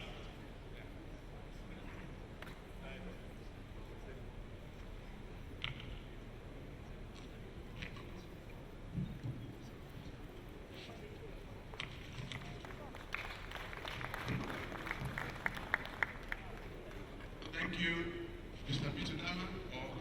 All right, thank you. I will take it up from here. And indeed, we can never have too much of a conversation surrounding peace, security, and integrity.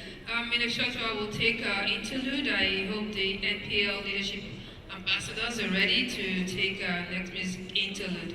But just before then, I'd like to quickly recognize and appreciate the representative of the Comptroller General of Customs, Deputy Controller Timi Bomudi.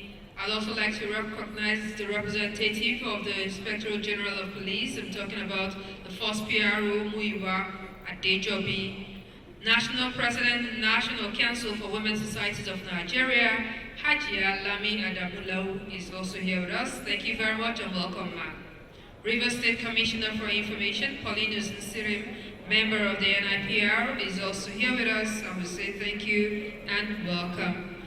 Not forgetting representatives from Ndigo Worldwide. We have Dr. Chidozie Ogbonna, National Publicity Secretary, and Daphne Nena Eteng is also here with us.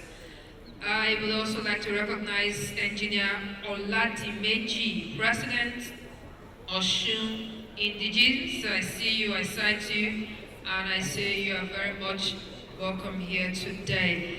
I would like to say welcome to Sir Steve Babeko, President, Association of Advertising Agencies of Nigeria, represented by Sir Chidi Onwumeke. Honorable Eric Anderson, Commissioner for Culture and Tourism, Cross River State, we see you and we say welcome.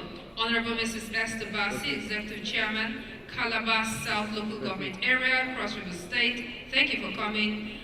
And I would like to say, everybody, you're very much welcome. Calling me to answer, gonna keep on keeping on. I can feel it in my bones.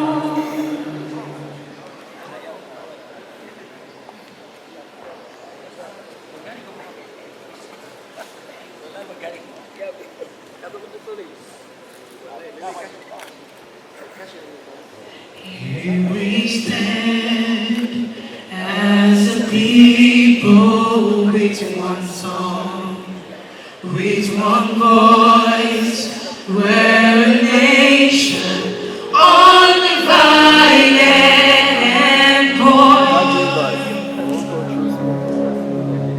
We will take our stand and build our land with faith to defend what is ours. Here we are as a people with one heart for one cause. We're united to defend and restore.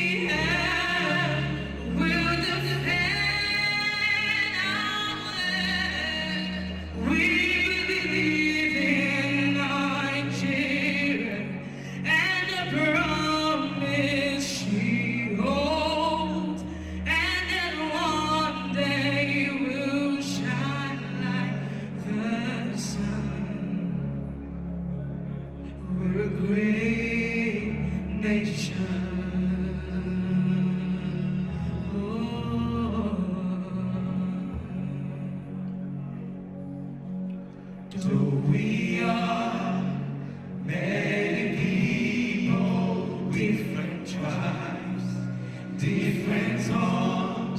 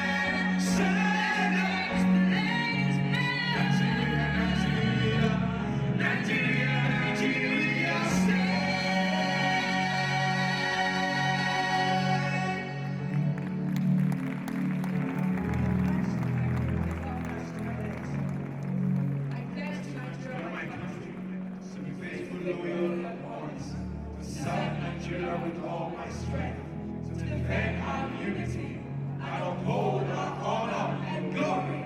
So help me God. Thank you.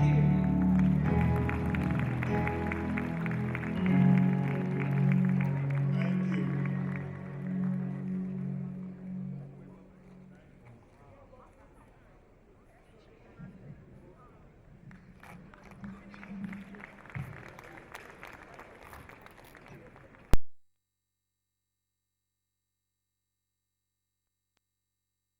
Once again for that. Your Excellencies, distinguished guests, ladies and gentlemen, please join me in welcoming Honorable Dan Manjang, the Honorable Commissioner of Information from Plateau State. Dan Manjang, you are most welcome. I have to recognize you before you take away my license for broadcasting. Your Excellencies, distinguished guests, ladies and gentlemen, we will soon be taking the goodwill messages, but let us listen to this very exciting presentation, the thematic address on reopen conversation, rebuild trust. Is going to be presented by no other person, by one of our erudite professors, Professor Anya O. Anya, whom I now have the singular honor and privilege of inviting him to please come over to the stage and make his presentation. Good afternoon, gentlemen and ladies. After this inspiring performance by the ambassadors from the Nigerian Flyers Federation, I'm sure you'll agree with me that the youths are coming. That Nigeria has a future because we now have youths who have hope. And let me also say that they've made me proud because as the chairman of the governing board of the Nigerian Prize for Leadership, I'm sure Dera Wusika, member of the governing board, Jerry Ghana, another member, Vinan Anubog, another member of the governing board, and of course, the irrepressible Ike Eliaga. I'm sure you all have it that the labors of the last 3 years have not been in vain. Congratulations. Let me start by thanking the president of the Nigerian Institute of Public Relations, Madam Siraja, and the chairman of this particular summit, Dera Wusika, for setting such a comprehensive and challenging agenda for us.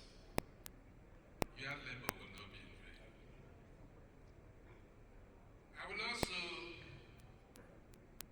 like to say that within the thematic agenda the title you've given me, I've tweaked it a little, and I'm going to talk to you on rebuilding trust through creative leadership. And I dedicate this to the late Justice Kutigi, who was the Chief Justice of Nigeria and was the chairman of the 2014 National Conference. And if you're a member of that, a delegate to that conference who is here, let me reassure you that the work you did will be appreciated by Nigeria sooner or later, perhaps sooner than we think. Congratulations. Let me start by reminding the president of the NIPR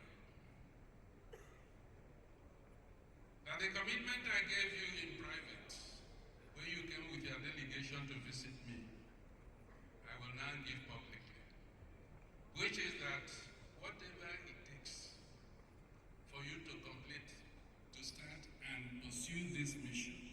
On behalf of our nation, I will go with you.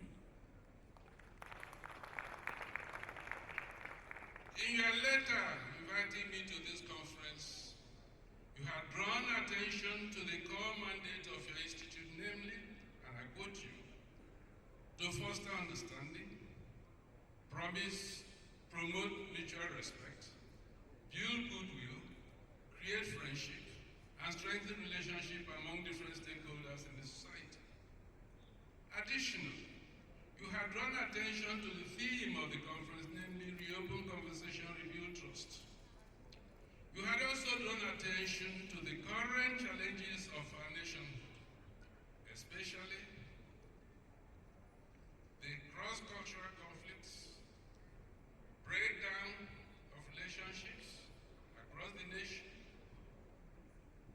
and the trust gap that exists among citizens. Permit me, however, to observe that it is a most ambitious and daunting task that you have imposed on yourselves and collaterally on me. The state of our nation calls for this task to be attempted in an environment where the global contemporary challenges demand urgent attention.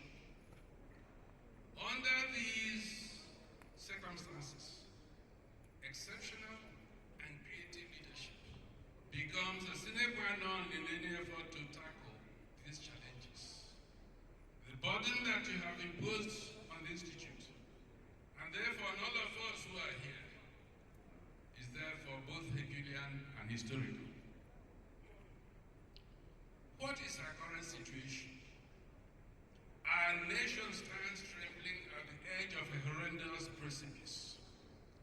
Before all the dark abyss, and behind us, the rugged road we have just traveled, bumpy, rocky, a road which does not signify any other option except the message on the signpost, no second chance. We are thus hoisted on the horns of a historical dilemma, the tipping point. So we ask, when do we go from here? Over the last 30 years, management science pioneered by the Center for Creative Leadership in the US have developed strategies that have enabled us to manage diversity in multinational and multicultural organizations in a manner that builds trust and fosters cooperation within the relevant organizations, such that efficiency is optimized, while an atmosphere of peace, order, and understanding prevails. We can apply these strategies to our current national situation. Most adult Nigerians, which includes many who are here, would admit that our nation has not been this divided even in the worst period of the Civil War.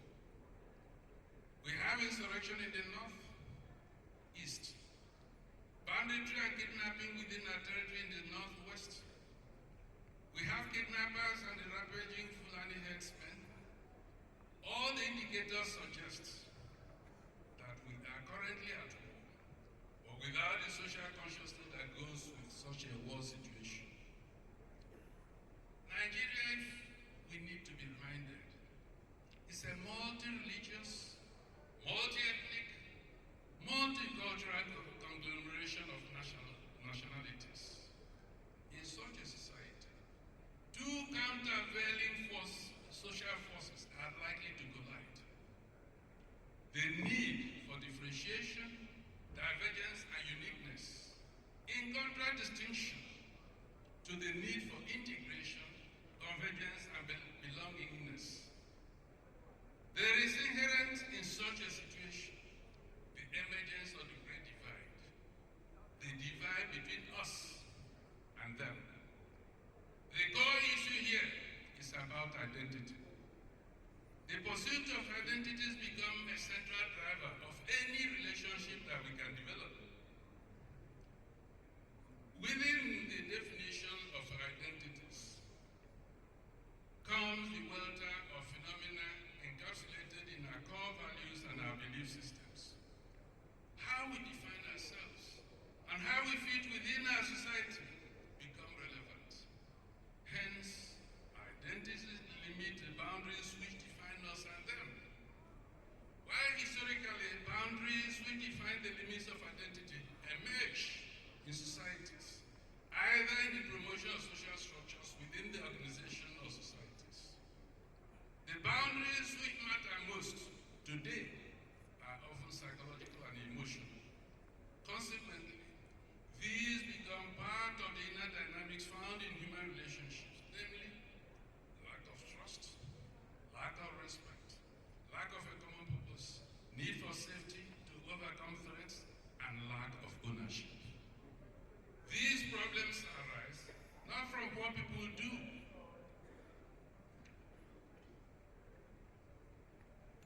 but how they do them and on who they are. Those identities and hence cultural imprint matters. So where do we go from here, we ask again? Let us look at boundaries and leadership. It is important to note that boundaries may be borders that limit human potential, circumscribe creativity and innovation, thus hampering social change. Boundaries may also represent frontiers, where the most advanced thinking and breakthrough possibilities reside. The difference between limiting borders and limitless frontiers can be transformed by leadership. The challenges of boundaries may require extending beyond present boundaries and pursuing new frontiers where groups collide and intersect. Hence, the need for new ways to bring together new groups, which often includes new ways to approach leadership. For example, when functions or societies operate as silos, as compartments, with little trust and respect for each other, any defined common goal cannot be achieved. A leadership that can span the boundaries become an effective remedy, giving leadership across the groups. What am I saying? NIBR, you are in Nigeria today setting the foundation for boundary-spanning leadership. Because we are giving leadership across the groups.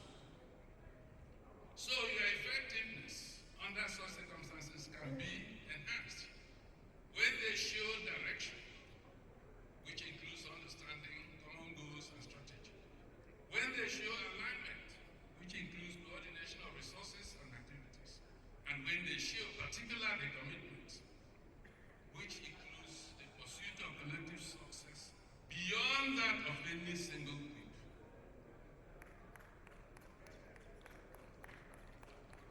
So, let us look a bit more in detail on the features of boundary-spanning leadership. It was the late Albert Einstein who had observed that problems cannot be solved at the current level of awareness that created them in the first place. We had observed earlier that we are presently in a state of war without the consciousness that goes with this state of affairs. Hence, we need to create a new kind of leadership. Boundary-spanning leadership has been defined as the ability to create direction, alignment, and commitment. Given the wealth of colliding forces that have shaped and continue to shape our relationship in the modern world, including advances in technology, changes in global climate, and demographics in the new environment shaped by expanding globalization, we should not be surprised that all boundaries are being dismantled, even as new boundaries are being erected. It should be clear that in the emerging new world, gone are the days when leaders and followers work within intact groups where both share culture, values, and interests. The leaders for these times must be capable of leading across groups at a juncture where wide-ranging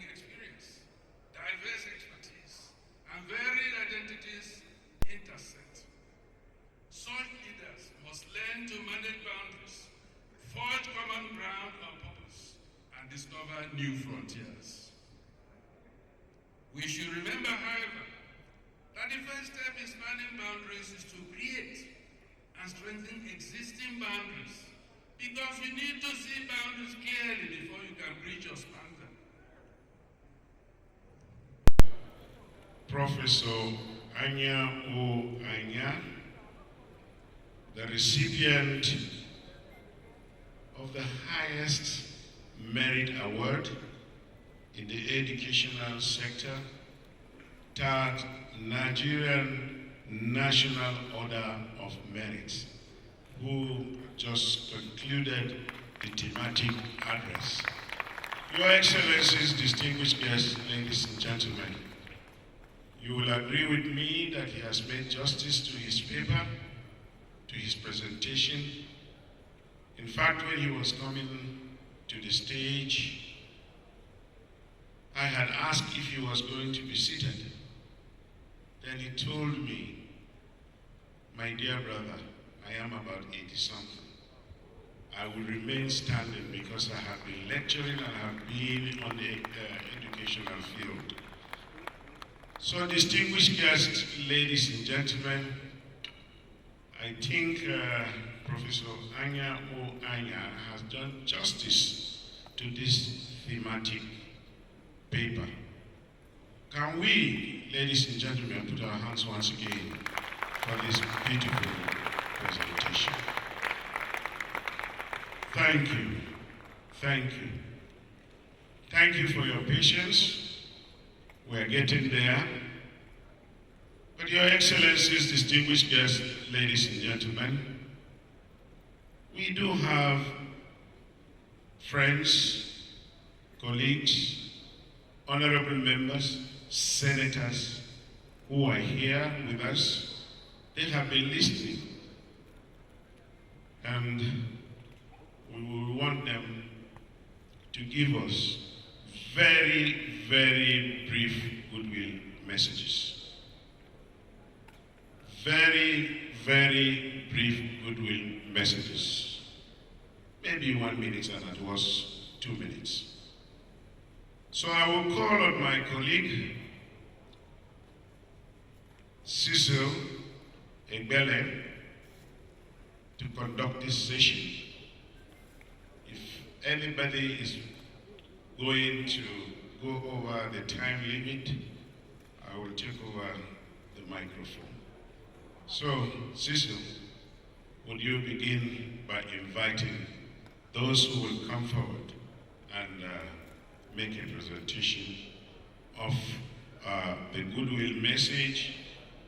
But before we take the goodwill message, may I recognize one of the masquerades in the media sector and within us who has supported in no small way this particular program, in the person of Otumba Shegun Rusenwe, the DG of the National Council of Arts and Culture. Also with us in this gathering is the DG of the National Orientation Agency, Dr. Garba Abari. You are almost welcome. So, Cecil, over to you. Okay, thank you very much. Still recognizing a few more persons before we go on to our goodwill messages, which we'll expect to last just a minute. I would like to recognize Chief Mrs. Mojima Ponjola, MFRO, MNIPRO. She's she's a former staff of the NTA, a guru in the media, CEO International Society of Media in Public Health, and so much to her credit. Also not forgetting the Director of Press to the Plateau State Governor, Dr. Makut Simon Machang is also here with us. Thank you very much. We have representatives from the National Association of Nigerian Traders. And lastly, I would like to appreciate and recognize very specially the presence of Professor John Sambe, is of the Veritas University. You are all very much welcome. It's time for our goodwill messages, and I have a couple of names here, and I would appeal to us to make it as brief as possible, 1 minute. I would like to call first Professor Vincent Anibogu, his Director General, Institute for National Transformation. Please give us a goodwill message, after which Ambassador Jack Ekpele of the Albino Foundation will follow.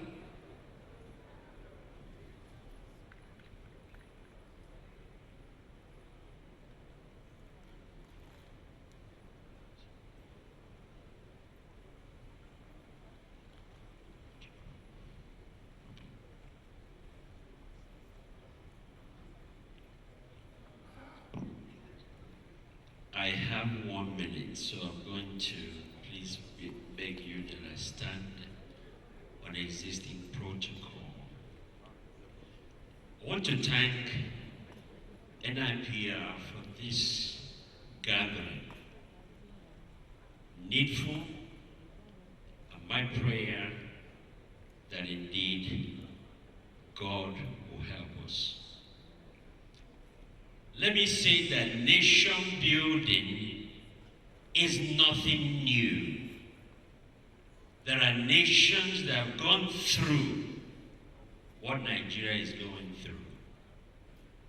All we have to do is learn from those who have done it.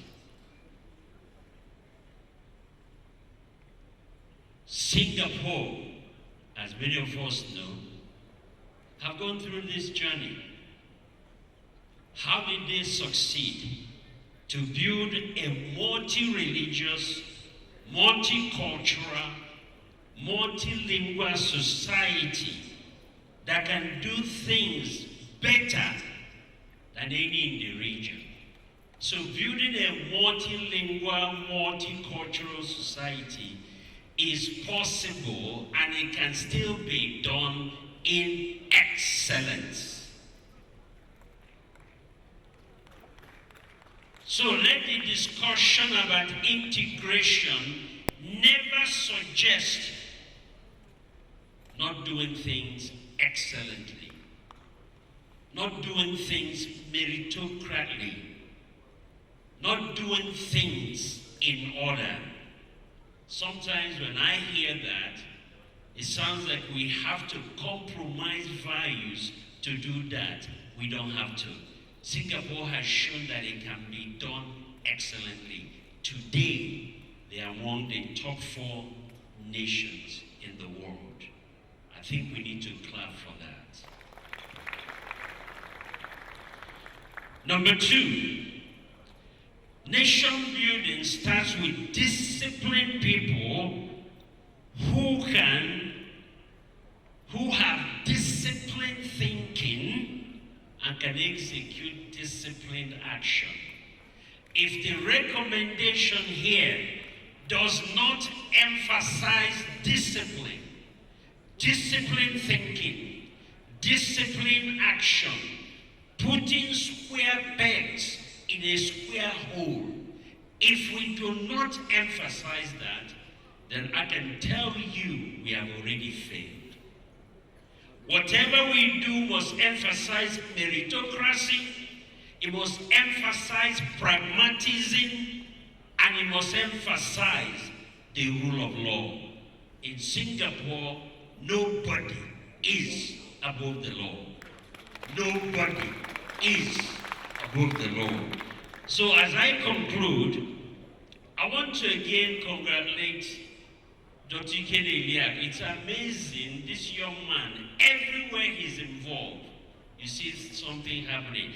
The young people you saw that sang are young people that MPL have trained and locked them up for 28 days, grilling them for more than 14 hours a day.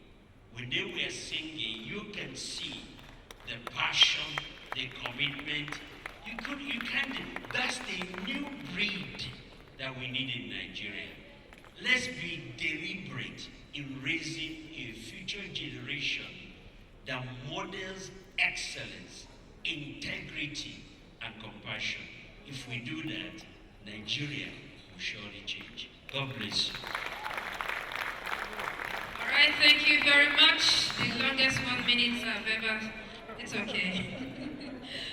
right, thank you very much. And when you was talking about the young people, I actually recall that I see the youth, the core members of the NYSC there. Can we please stand up for recognition? Many of our youths are here, the young people. Yeah, there they are. Thank you very much for being here, for coming around. We appreciate your presence. Very quickly, let me recognize and appreciate the presence of Dr. Chukwuemeka Ezefe. He's the former governor of Anambra State and chairman of Ohaneze Imobi. Please, a round of applause.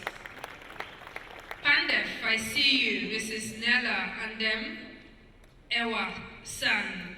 Thank you very much for being here and for honoring us with your presence.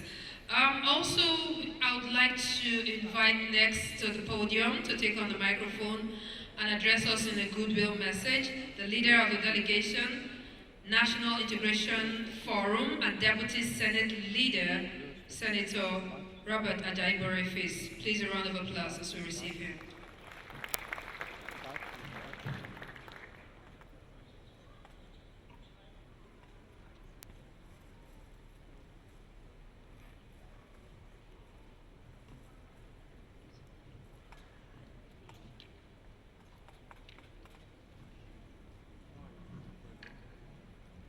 Let me first of all appreciate the chairman of this summit, my sister, Dr.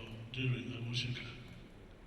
I also want to appreciate my colleague, MHR Honorable Nogoa, the leader of the House, my brother, Jerry Ghana, and my senior colleague in academia, and also a philosopher, Professor Aya O. Aya.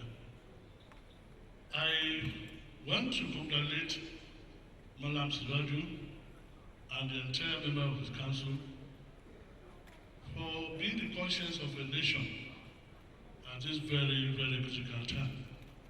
A time when our nation is bleeding from the trauma of corruption, the trauma of insecurity, banditry, kidnapping, and insurgency.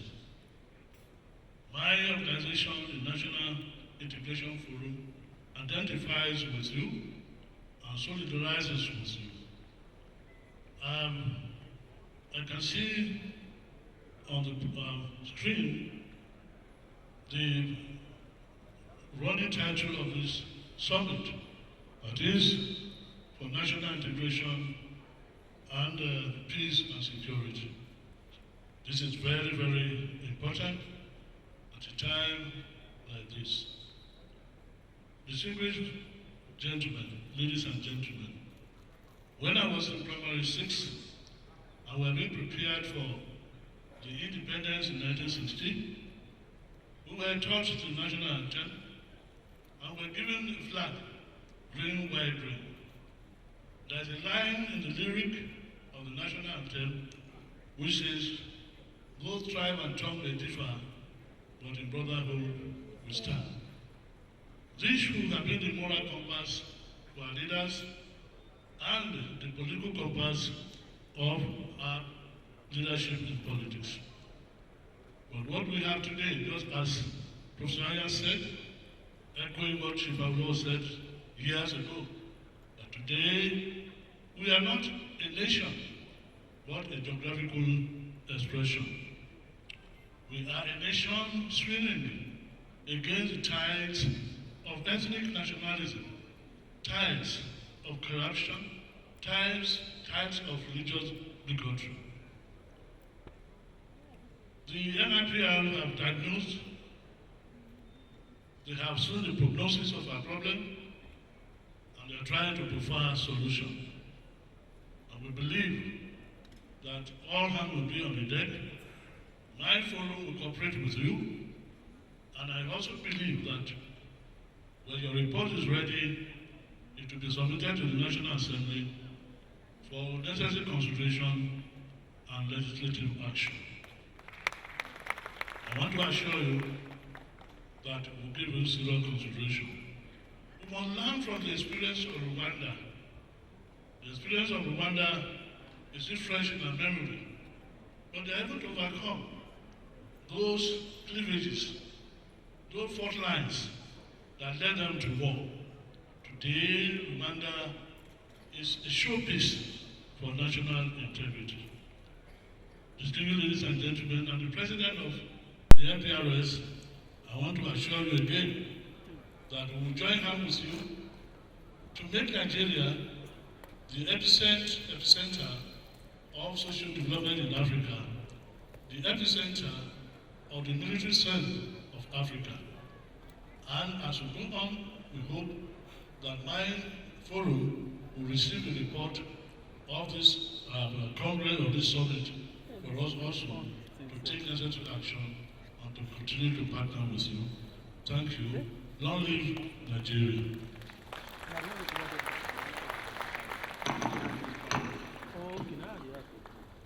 All right, thank you very much, Senator Borough-Fils. That's the Senate Deputy Leader speaking on behalf of the Nigerian Senate. Moving on next to call on to speak on behalf of the House of Representatives, and I'll be calling on Right Honorable Ado Doguwa to please come speak on behalf of the House of Representatives.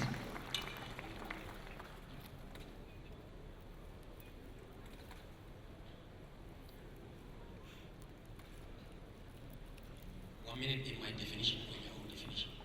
Well, أعوذ بالله من الشيطان الرجيم. بسم الله الرحمن الرحيم. وصلى الله على نبي الكريم. My respected president of this institute, who of course I have to recognize as my senior alma mater in Bayero University, Kano. Alaji Audu Obe, of the former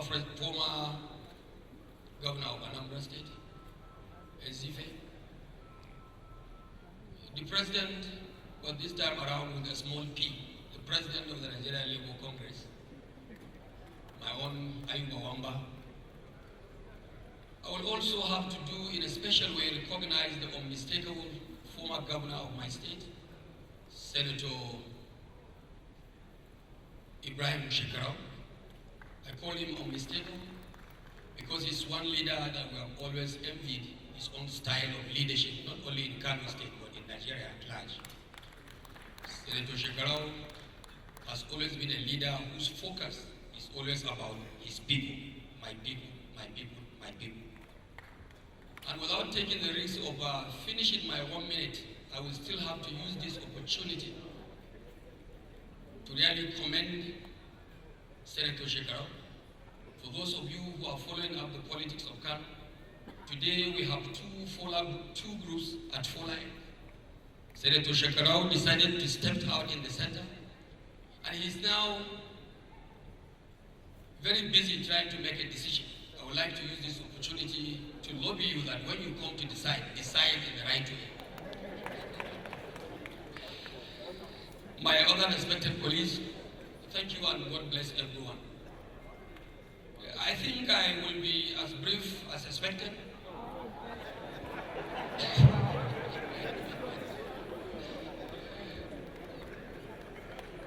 By starting to actually commend once again the president of this institute.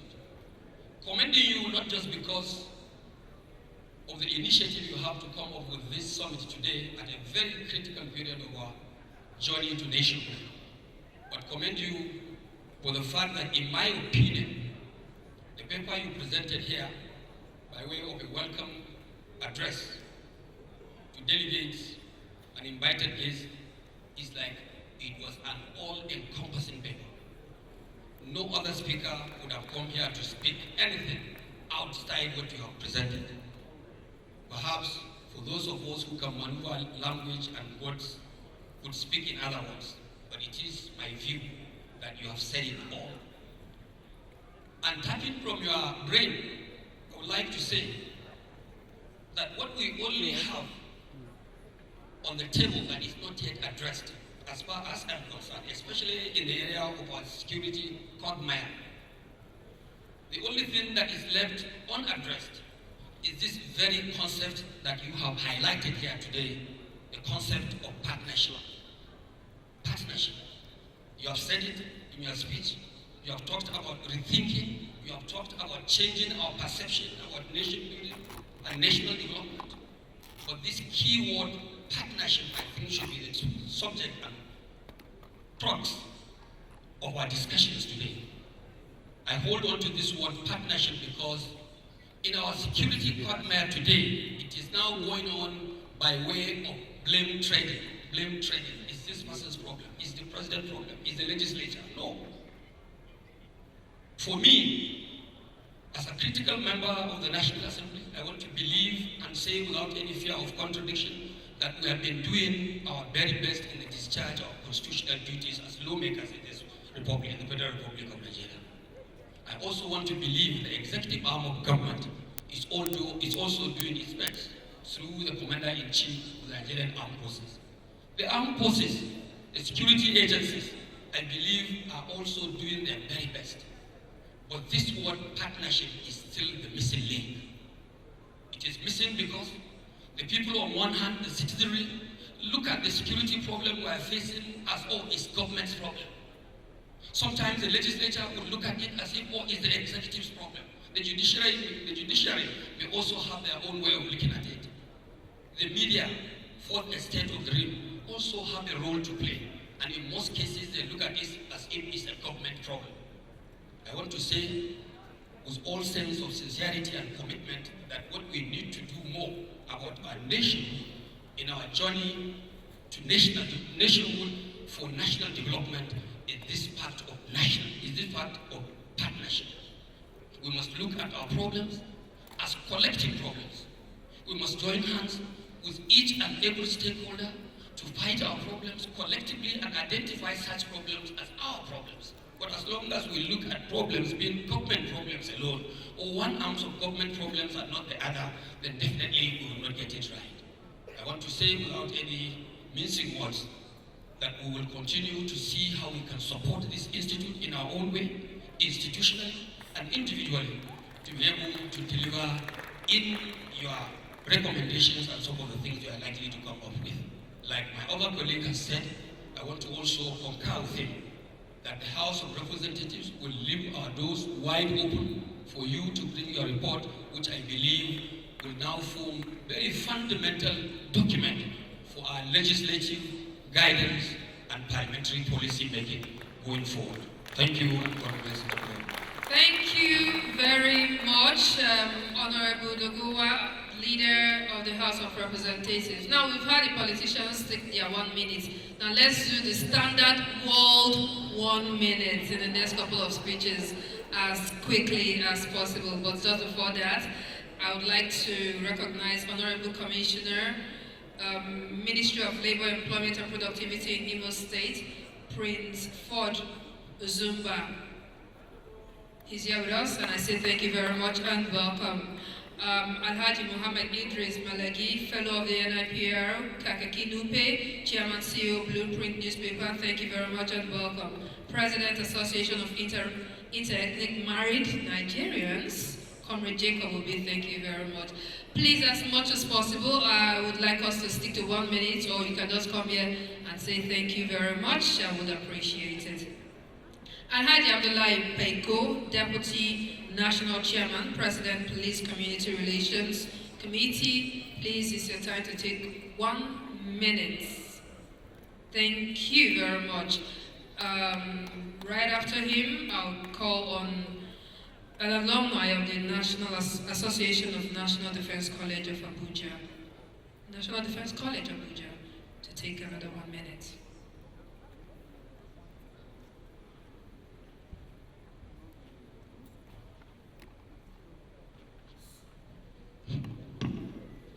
أعوذ بالله من الشيطان الرجيم بسم الله الرحمن الرحيم. Because I've been given only 1 minute, permit me to stand on the existing protocol by recognizing everybody present here. I want because I'm standing in for our national chairman, Dr. Farouk Abdullahi Mayama, who is unavoidably absent. We are here with a team of 10 delegates because we attach and know this summit is a very important summit. And in our choice of delegates, we cross across the young, the middle, and the old. I will not want to make so much speech because a lot has been said. But I want to say here that we want to commend Nigerian Institute of Public Relations because this summit has sincerely, in my view, attained unqualified success. It is not possible for us to quantify the success it has recorded because from the cross-fertilization of citizens that are here, I want to believe that each and every one of us here is represented, especially the youth. We in PCRC have been emphasizing on the need to mobilize the youth to at least queue into all government programs, positive programs. And we have been achieving that because we are concerned with the issue of security. The issue of insecurity is everybody's worry in this country. And like we always say in our balance, security is everybody's business. A lot has been said from props, elders, academia, and I hope you will give a chance to one or two youths, male and female, to express their feelings about this subject. But in our own view, this has achieved and succeeded immensely. And I want to appeal to our leaders from the other side, that is the politicians who are in the National Assembly, who will encourage NIPR to send the outcome of this summit to you, and we want you to at least do us a favor, setting aside a few documents and look at this document from the perspective of its urgency and do the needful. Thank you, and may Allah bless you all. Thank you very much. Permit me to very quickly adjust my initial lineup. I would like to call on one whom Right Honorable Dokuwa called President of the Small P. But he's my president, so I would like to call on President of the Nigerian Labour Congress, Comrade Ayuba Waba, to please address us very briefly. Thank you. Let me respect all the well-established protocols, especially recognizing our very senior citizens and also elder statesmen, but importantly also members of the National Assembly. I bring you very warm fraternal greetings from the leadership of the Nigerian Labour Congress and the toying men and women, including pensioners of our country. I think this summit is very commendable. We need to have and hear more voices of pan-Nigerian organizations that believes in the unity and the strength of our country. And I think your organization is one of them. It's highly commendable. This particular summit is also very timely because the conversation, whether we like it or not, is actually tilted only towards 2023 election. We're not looking at the core issues of development, which is peace, security, and integration. And therefore, having this summit is not only timely, but it also speaks to the issues that we need to confront. I think it's high time also we devote a lot of attention, even while politicking, to look at the challenges that we are passing through, from the economy to the issue of security and integration. And one issue is key, the lack of social justice. When there is social justice in the system, everybody will actually conform to the issue of having a country that is united and people will truly be united. But when people are deprived of certain minimum standards of living, including even having 1 square meal per day, you will be sure that the rich will not sleep with their eyes close. This is the reality of our society. And let me share with us just one example. 2 days ago, I was actually in Johannesburg.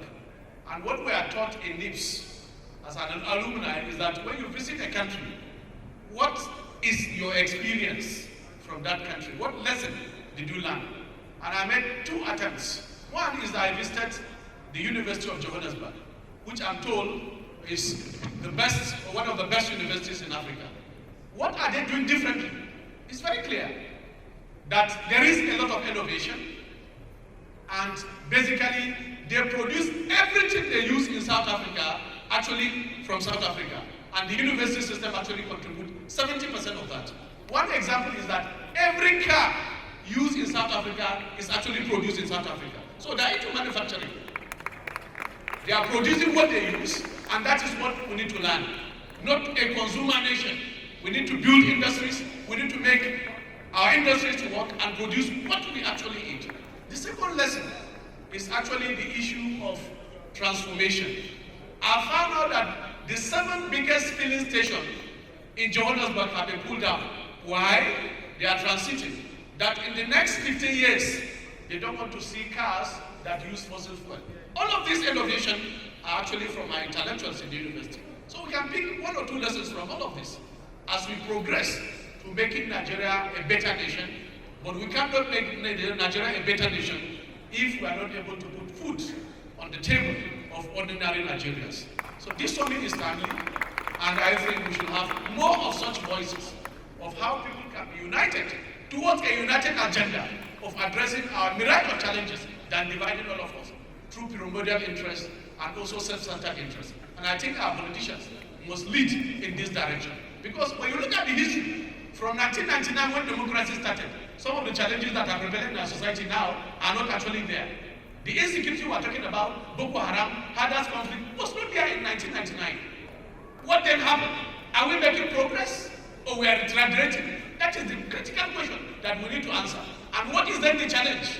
That we are continuously having these social crises that we ought to have been overtaken by now. Those are the challenges that I think we should confront before we now talk of the issue of integration and before we talk of issue of national development. What are the challenges that is actually impeding our development? And I think some of those critical questions have been answered by the erudite scholar and by also other contributors. This is what we need to do, because we have had a lot of conferences, but the issue is implementation. Are we ready to implement? Yes, Nigerians are ready. Our leaders also must be ready. Thank you very much. I wish you a very successful conference. Thank you. Thank you, Comrade Ayuba Waba. You know, when comrades talk, they talk with emphasis. We look forward to your cooperation with us while we submit our reports, and you mobilize Nigerian workers to be part of this particular program. Your Excellencies, distinguished guests, ladies and gentlemen, let us take a goodwill message from the security aspect. I now have the honor and privilege of inviting the Chief of Defense Staff, who is ably represented here by Rear Admiral Ade Wole, and he is the Chief of Defense Civil Military Corporation in the Defense Headquarters. Sir, you're most welcome. You have just 1 minute. I will switch off my mic if you go beyond that. Thank you. Thank you very much.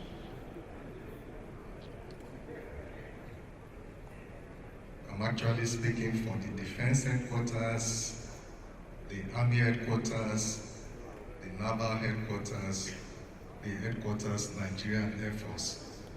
4 headquarters, 1 minute each.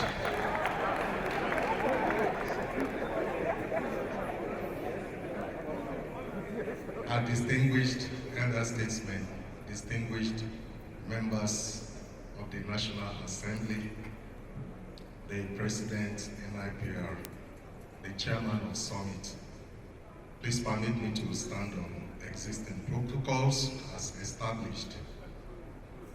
I'm Rear Admiral A.O.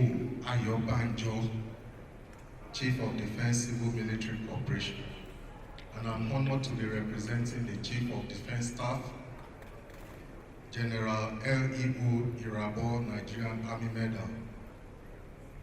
Before I give his goodwill message, may I say that my department at the Defense Headquarters is actually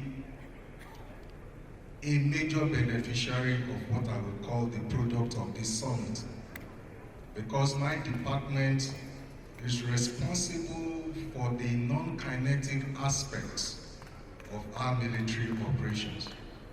And this summit is indeed a non-kinetic effort in countering the challenges we have in the security sector today. So my department will be glad to have the product of this summit, and we will look at it closely and make our presentations to the Chief of Defense Staff. Goodwill message by the Chief of Defense Staff, General Loki Irabor, Nigerian Army Medal, during the Nigerian Institute of Public Relations Citizens Summit for National Integration, Peace and Security, held on 23rd August 2022. It gives me great pleasure to deliver this goodwill message on the occasion of the Institute Citizens Summit for National Integration, Peace and Security, with the theme, Reopen Conversation, Rebuild Trust. As we all know, the NIPR has over the years commendably discharged its statutory professional mandate of regulating the practice and efficiently directing the development of public relations as a profession in Nigeria. No doubt this continuing noble effort by NIPR has led to fostering understanding, promoting mutual respect, building goodwill, creating friendship, and strengthening relationships amongst public relations practitioners and stakeholders in the Nigerian society and beyond.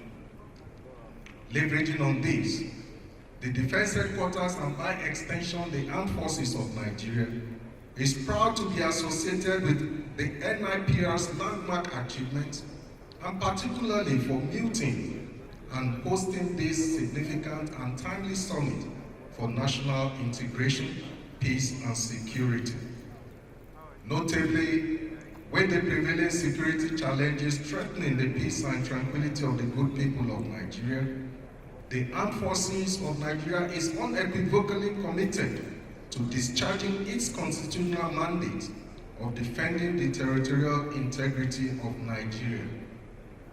Clearly, the ongoing kinetic efforts by the Armed Forces to defeat terrorists and flush out criminal elements in Nigeria needs the support and encouragement of all Nigerians.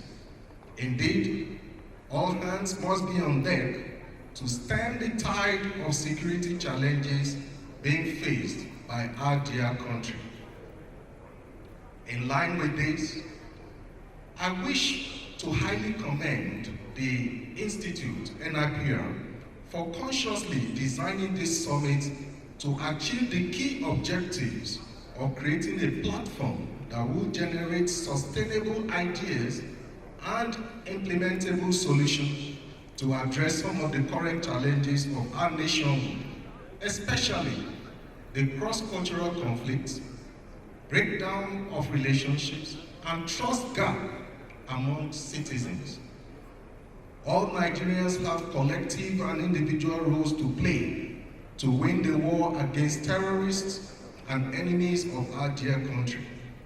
This patriotic responsibility is in tandem with the saying, quote, security is everyone's business. More so, the ongoing involvement of the Armed Forces of Nigeria, our military, in several military operations across the country, makes building of public trust and fostering of friendship and goodwill across various stakeholders very critical. Surely, military kinetic effort alone cannot comprehensively win the war against terrorists and various criminalities. Non-kinetic efforts involving the citizenry, civil society, non-governmental organizations, as well as private and other government organizations would obviously complement kinetic military deployment to achieve desired victory over the enemies of our country, Nigeria. It would interest you to note that counter-terrorism and counter-insurgency operation requires 80% non-kinetic effort, while military kinetic effort is 20%.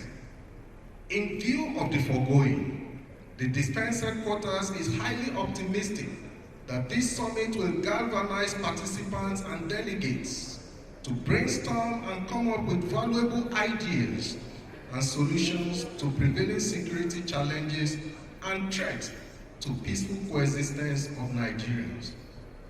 While wishing every one of us fruitful deliberation during the summit, please remain assured of the military's continuous support to assist NIPR's efforts in building and promoting goodwill and fostering mutual understanding amongst its practitioners and various stakeholders.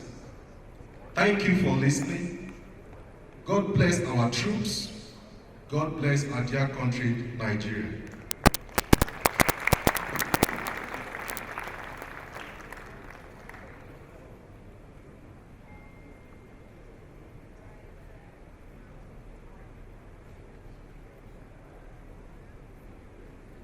The Chief of Defense Staff speaking through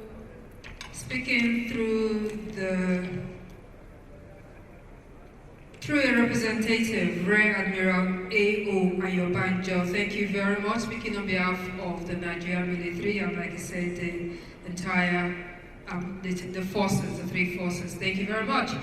I would like to call on the President, this time, of the African Public Relations. I'm talking about Mr. Yomi Badejo Okunsoya, to please give us a goodwill message and very briefly too.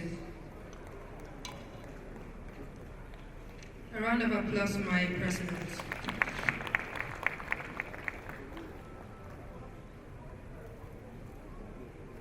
Thank you very much. Goodwill. Thank you. Good afternoon. That's how we do it in PR. A goodwill message has never been better said. Thank you very much, Mr. Yomi Badejo, President, African Public Relations.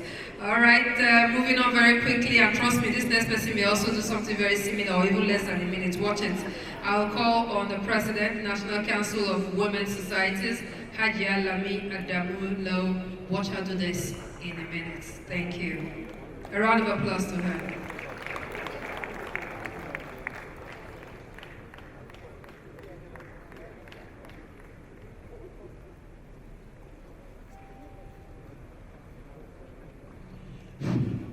The chairman of this great occasion, Dr. Mrs. Awosika, the organizers of this summit, permit me please to stand on the existing protocol. As a mother,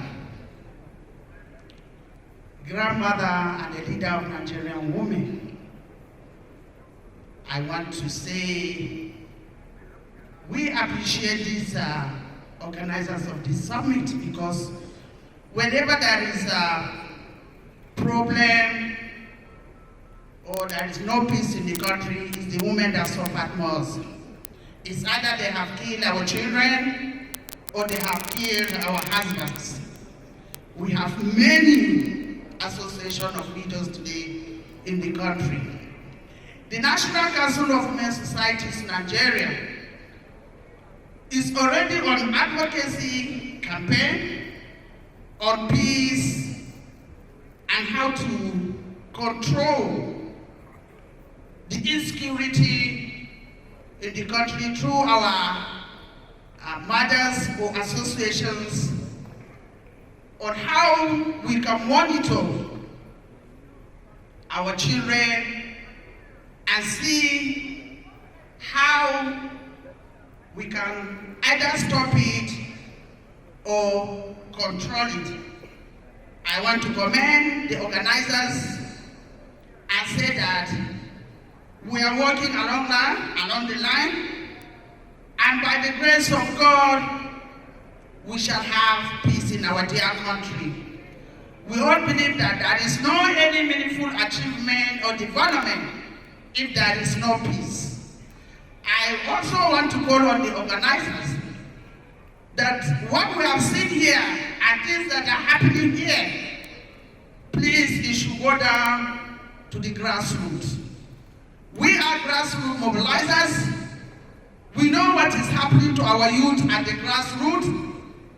And when I saw this our youth singing here, you know, making things that can happen and can change Nigeria, I just think of our children or our grassroots youth. I want to say here that whatever will come the result of this summit, please let it happen down to the grassroots. I'm happy I've seen a zonal coordinators, and I believe we can make it and change the story for the insecurity in this country. Thank you very much, and God bless Nigeria. Right, thank you very much, and indeed, God bless Nigeria. I think I have a number of presidents here because I'm about to call another of my president, and this time is the president of the Nigerian Union of Journalists, Comrade Chris Isiguzo. Watch him do this in 1 minute. A round of applause for him. Oh, he's gone already. Okay, that's fine. Very lastly, when the last speaker, Haji Alami, who talked about youth and young people and grassroots mobilization, I just thought it will be fitting to end this goodwill session by calling on a representative of the National Youth Service Corps, NYSC, a representative from there to please take on the microphone for a minute and talk to us very briefly.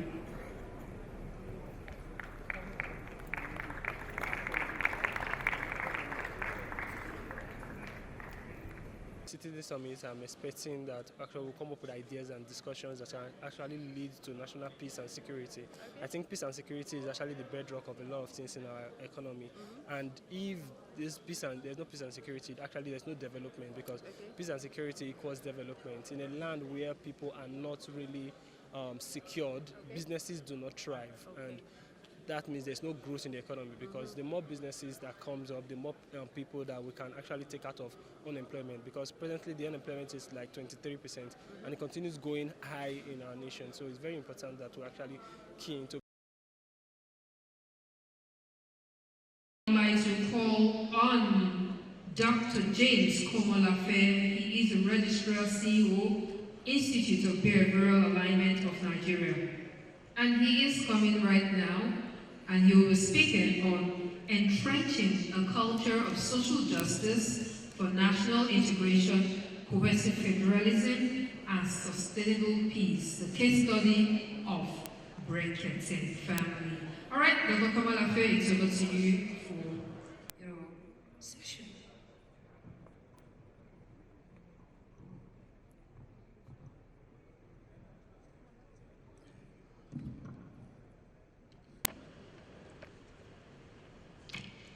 Thank you so very much. What an honor to be here today on behalf of the Institute of Behavioral Alignment of Nigeria to talk on this critical issue. Please, because of time, all protocols duly observed. Re-engaging our citizens via behavior engineering is critical. Let's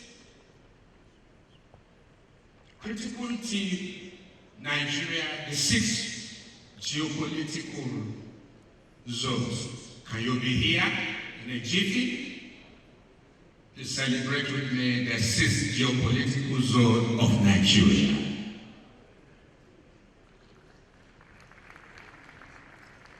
Whether you know it or not, you believe it or not, we are all Nigerians.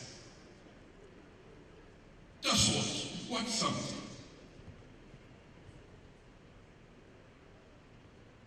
Look at it. This is the 6th geopolitical zone of Nigeria.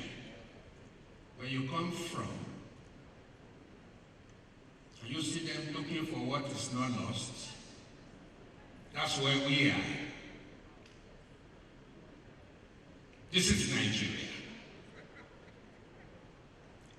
My elders and daddies, thank you very much for all the stories, the history, the geography, the economy, the politics of Nigeria. This is how much it has led us.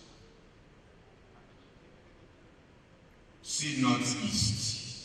See south, south. See south, not north. If there's anything like that. See north central. And you say we are one Nigeria.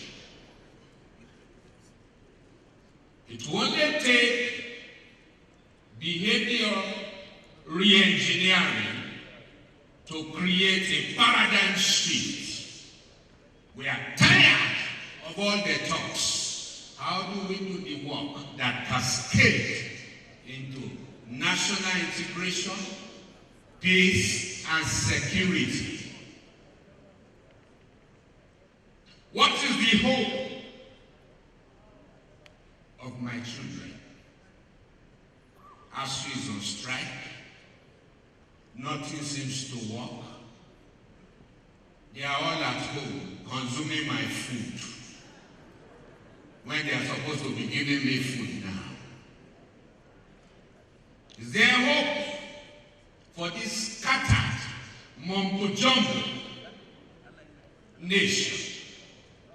How did we get here? And how are we going to get out of this place? So simple. We've had so much from our elder speakers, fathers, elders, statesmen, and women. And I like to say, it's all about our behavior. It has to be re-engineered, refocused, recalibrated to rediscover a new Nigeria. It's not about APC, PDP, LP, and whoever or whatever, but the people inherent in those political parties. And I'd like to tell you, from the behavioral point of view, that the solution to Nigeria's myriads of problems is also inherent in a new Nigeria. And I'm very much confident and aware and assured and convinced that a new Nigeria is in the offing. How will it happen? How do we make it happen? It's not when we are like this. And yet, we call ourselves a federation and a nation. Look at the various nation states. Can I shock you? There is a PDP, an APC, an LP, and every other myriad of party we must subscribe to. When we talk about behavior re-engineering. What is my PDP? And the behavioral concept? Personal development plan. We must go back to individuals. What is my APC? appreciation, penetration for contribution. What is my LP? For lifetime productivity. So how do we get there? I now discovered that the solution to Nigeria's millions of problems is in PDP equals to APC equals to LP. And as we look forward to a new Nigeria in 2023, beginning from now, let PDP be PDP indeed, APC be APC indeed, and LP be what? And we can make it happen. So let's look for them. For these parties, where we find people personally developing their plans for a better nation and better society. Personal development plan, where we have the APC saying no, irrespective of the politicking, our mind is made up to appreciate who we are as a country and as a nation, in order to make penetration where it matters, so that we can contribute. So that at the end of it all, we'll have lifetime productive effort in our economy, in our politics, in our governance, and in everything. So this is scenario one. Now let's look at a new Nigeria by the order of a new framework. New Nigeria, can we see you? What can come out of this selfishness, nepotism, religion, individuality? Wow! Can we make it happen? Oh, they are not answering me. Can this happen? Can you contribute your quota to make this happen? Until we'll come together, we'll not be able to do anything. If we don't come together and make it this way, rounded, branded, and grounded, we are not going anywhere. It has to be this, where Northeast is not facing his own people, South, talking about marginalization, Middle Belt saying nobody is talking about us, and we are all going in our various different and divergent directions. This cannot be. We must forget where we come from and think Nigeria. Now look at their focus. Who can tell me what they are looking at in the center? Who can tell me? Thank you very much. That is the new Nigeria in their offering. That's the new Nigeria. Common focus. They believe in Nigeria. That a new Nigeria will come forth. Don't talk to me about a summit for national integration when disintegration is what we can see and have all around. Until we have a common focus where we are bounded without being stranded, where we have a concerted focus on what is on ground, and look at how to solve all our problems using local content with global appeal, there can be no solution. So it then behoves that this great ship that is ready to capsize can be rescued. And we believe it shall be rescued. Now, before I end this, I want you to celebrate this new Nigeria. as these great people from the 6 geopolitical zones go back humbly to DC. Thank you very much. Thank you. I hope you will not just do it here on the podium and fail to do it in your... Thank you very much. All right, just tell us thank you and bye-bye. Thank you so very much. Please keep the picture at the back of your mind. Thank you very much. Let's give this applause to Dr. James Komolafe. He is a behavioral strategist, and so much to his credit. He has tried to animate what the new Nigeria should be. And just to note, he spoke on citizens' re-engagement through behavioral re-engineering to reopen conversation and rebuild trust, framework, mechanism, and strategies. Thank you very much, Dr. Komolafe. So I announced earlier that moderators for the syndicate sessions 1 to 7 are to converge at Syndicate Room 1, and that is Syndicate Room 1 down there at the hall. And for details of the syndicate sessions, please turn to page 25 to 29. Our last keynote address is to be delivered by Dr. Ahmed Issa, founder and CEO of Human Rights Radio and Television. I am not sure he's here in at this hall at the moment because I have not seen him. Okay, he's not here at the moment, but just before I get to confirm that, I would like to quickly call on, like I said, we have inclusion, we are integrating.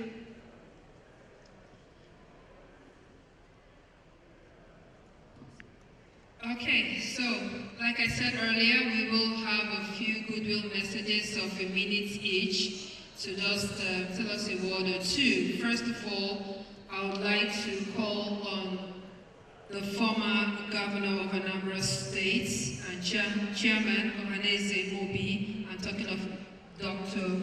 Chukwuemeka Ezeife, to please take a minute or two and give us a goodwill message. Let's give the former governor an applause.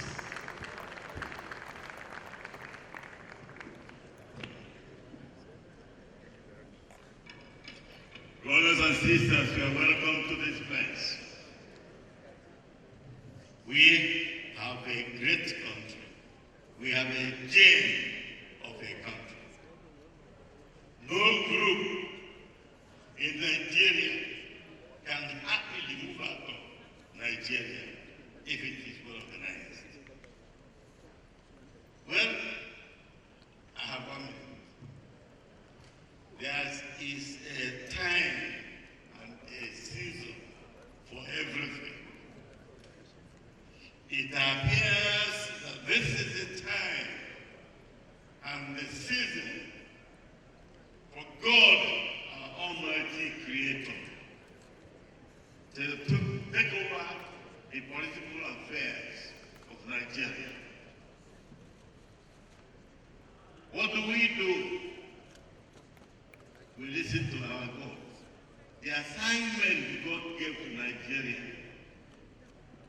which explains the surplus resources given to us, is that we should develop into a superpower. Nigeria should develop into a superpower and raise the dignity and respect of all blacks on earth. This is our assignment, which we are not doing. Yes, the military, which ruled Nigeria for so long, ruined Nigeria. Are we going to keep crying? No. We must act to change things. I like what I heard just now about a new Nigeria. A new Nigeria will soon be manifested in in Nigeria. We are not going to keep moving backwards.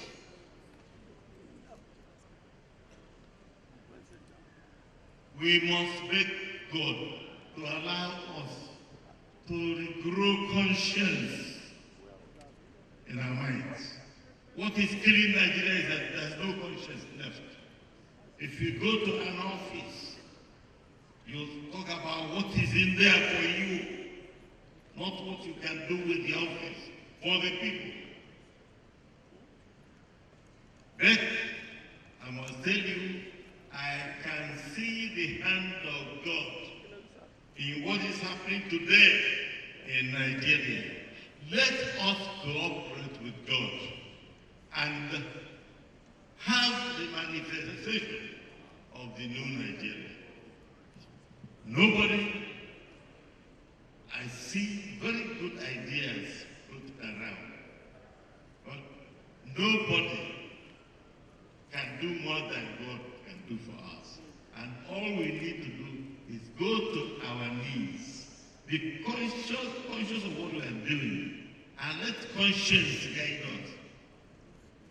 Let us make the new Nigeria come. We can see it already. Let's welcome it. May God bless you.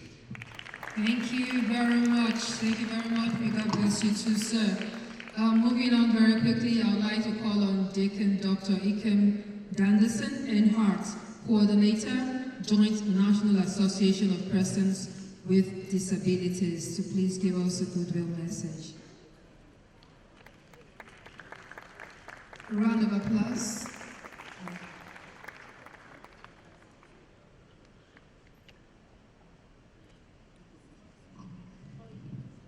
Good afternoon, ladies and gentlemen. Let me start on existing protocols. I'm Deacon Dr. Anderson Enhart. I'm from the community of persons with disabilities. And everybody is talking about Nigeria really, where it concerns them and where it concerns some of us. But I will talk about persons with disabilities, because we are part of the community called Nigeria. I want to appeal or inform you that we started this race for the recognition of persons with disabilities in this country in 1999.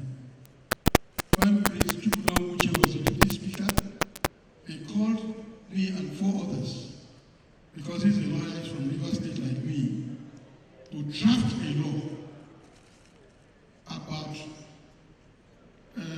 discrimination against persons with disabilities. We did that, we passed it, the Senate passed, House of Reps passed, they harmonized, and sent to Obasanjo for assent. Well, the thing was never assented to. It came back again, because after the lapse of one, when it comes back to National Assembly, it starts all over again. We started the second term. We passed it, harmonized, sent it back to him, it was never assented to. And the third time was when the late President Yar'Adua came. We met him, I led the delegation to Villa, and I asked, if I didn't know he also had a disability, I asked that our bill is being debated upon. If it's passed and harmonized and sent to you for assent, will you assent to it? He said, yes, he will assent to it. Why not?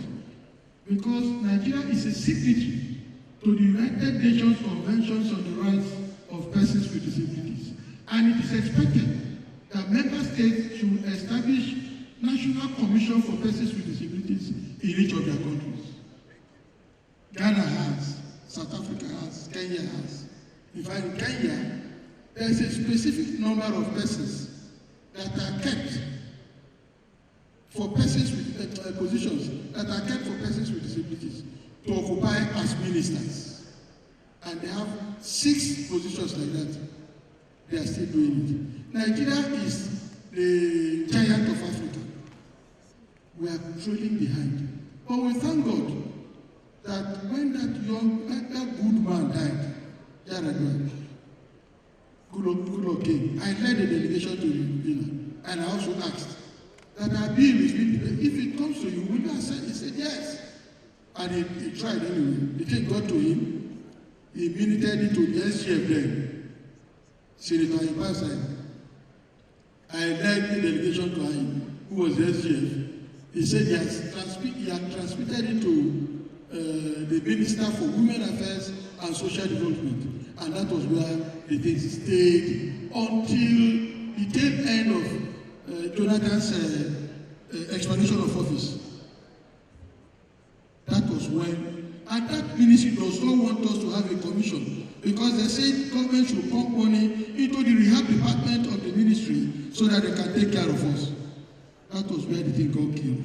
And I told Senator in this, he said, well, that was okay. But we thank God that President Buhari gave us a commission at the end. But in that act, they say all public buildings should be accessible to persons with disabilities. You should have ramps and lifts for wheelchair users and for the blind. But most of the public buildings it's not accessible. You go with your wheelchair, you cannot go to the first floor. You are blind, you enter the lift, you cannot even know the floor you are going to get to. Apart from National Commission for Human Rights Commission that has that kind of brailled floors in their lift, and they have a ramp that will lead to their office. So I am appealing, using this opportunity to appeal to public building owners to please make their buildings accessible to persons with disabilities. Because in the Act, we are given 5 years, after which persons with disabilities, the Commission can take it to court. We are in the 3rd year now, running. No difference. Thank you, and God bless you. All right, thank you very much. Thank you very much, Deacon Ikem Danderson.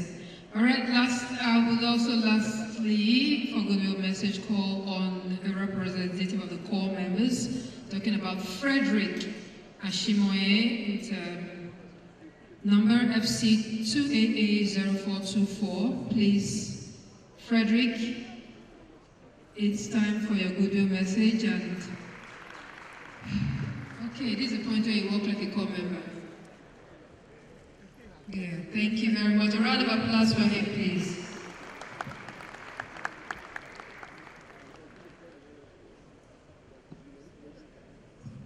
Thank you very much.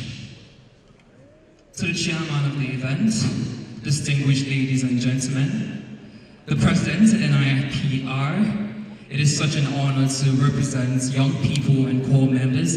I want to say a very big thank you to the president of NIPR for using core members, not only inviting us, but also using core members for the backdrop of their banners. All the core members in the house, could we stand up and give a round of applause to NIPR? Thank you very much. Once again, it's an honor to represent core members and young people and speak on behalf of them. My name is Frederick Ashimoye. I'm a core member from Imo State. I'm currently serving in Abuja. I don't have much to say, but once again, I just want to say a very big thank you for making young people be a part of such a prestigious event like this one. Finally, to all the leaders I have present, you guys represent role models to all the young people who are standing and seated here. I have one question though. As leaders, do you represent a good role model to young people? Do you represent good role models to young Nigerians? If the answer is yes, then keep doing what you're doing. But if the answer is no, then let us start a change from today. Let us start a change from this summit.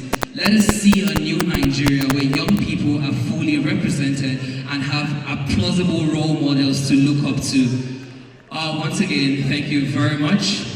Finally, I also use this avenue to let everyone know that the NYSC has a platform to tell its own story, and that is the NYSC Radio and Television. We have our channel on TV, TSTV channel 365, and on radio 88.3 FM. Once again, thank you to a new Nigeria. All right, thank you very much. Frederick. All right, I understand lunch is ready, but just before we dash out to have our lunch and then continue with the rest of our summit, I would like to call on for some contributions, just 2 contributions to end this session. And these 2 contributions will be very brief. We'll come first to the person of Mrs. Nella Andemewa, Senior Advocate of Nigeria. She is of PANDEF, and she'll give us a goodwill message. And then we'll take one more and we'll go for lunch.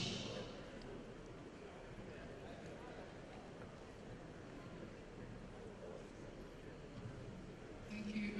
Because of time, I've just acknowledged the chairman of the occasion. Can I please stand on the existing protocols? On behalf of E.K. Clark, the founder and leader of PANDEF, which is the Pan-Niger Delta Forum, and the president of the forum, Senator Emmanuel Iboese, I wish to convey the leadership and membership support of NIPR, and more particularly, if you might recall, PANDEF emerged as a result and in reaction to the insecurity in the Niger Delta. Of course, it's a social cultural forum and body, and we identify with the theme, we identify with the vision, and we have continued to speak. Although you say we are reopening the conversation, I think we have sustained the conversation on a need for one, the entrenchment and enforcement of federal character. As a matter of fact, you may be aware that we are still in court on that matter. More particularly, we have also said that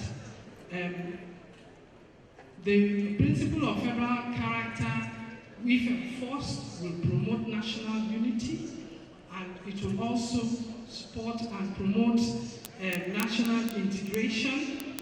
And we also had, we continue to maintain that without restructuring, you cannot be talking about national unity. Without restructuring, we cannot have peace. Without restructuring, talking about national development, security, and all what I believe is the vision of this institute will not be achieved. Therefore, on behalf of PANDEF, its leadership, its membership, I wish to assure you that we are in support of this vision. We have continued to propagate it, and notwithstanding the fact that all this conversation continues and has been reopened without taking definitive steps. And I think I need to acknowledge that there was something about Bazooka 2, which is the intellectual input to be able to effective change is critical. And I think that this is one forum that has taken steps, and by God's grace, we will achieve where we want to be, which is national unity, national integration. Thank you very much. All right, thank you very much. And that was Mrs. Nella Andemewa, Senior Advocate of Nigeria, speaking on behalf of PANDEF. I would like to very specially recognize and appreciate a group who've been here all morning. I'm talking about the Middle Belt Forum. The Middle Belt Forum has been here all day and they've been sitting patiently. So let's give them a minute or two to say a word or 2 as a contribution. I'm talking about Barrister Paul Ejembi. Please, Barrister Paul Ejembi, at this point we hear from you. Thank you very much for being patient on the one.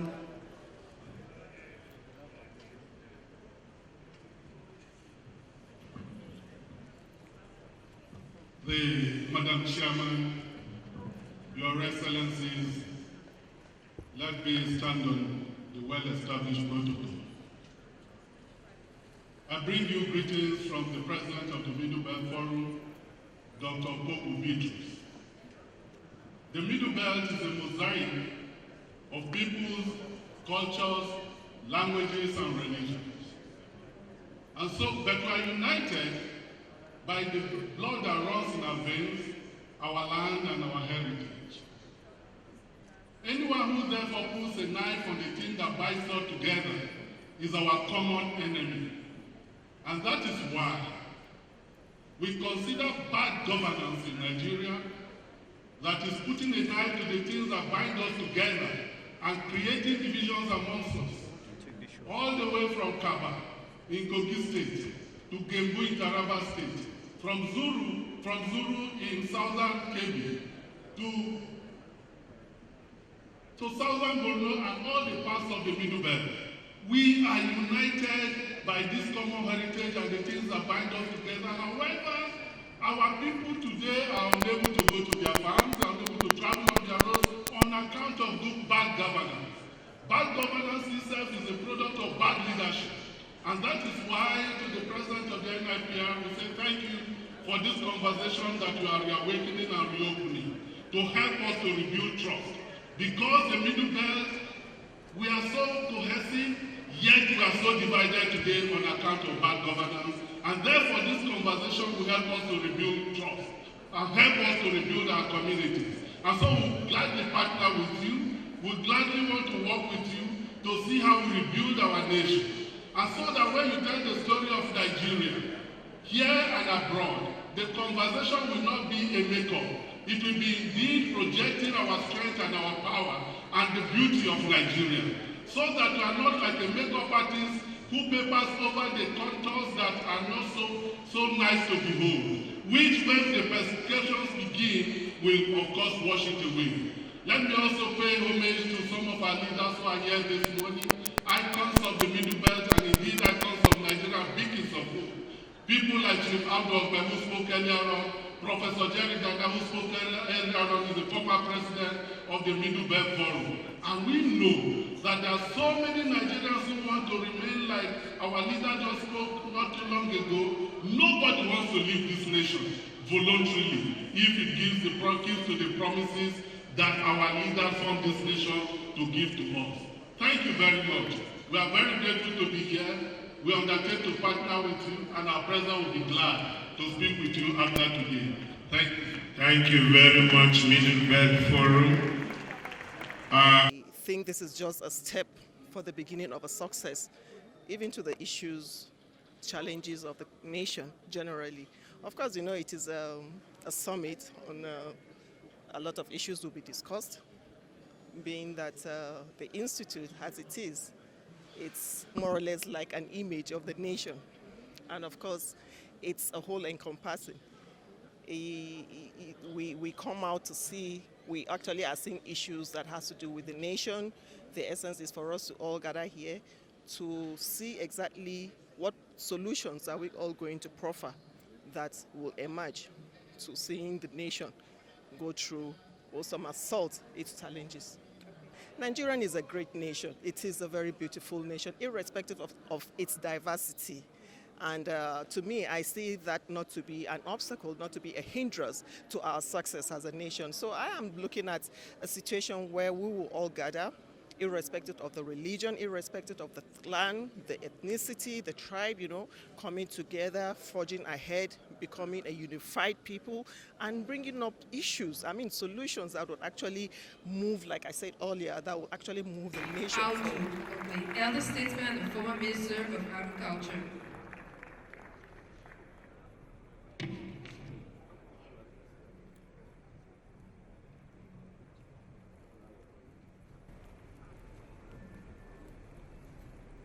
The President,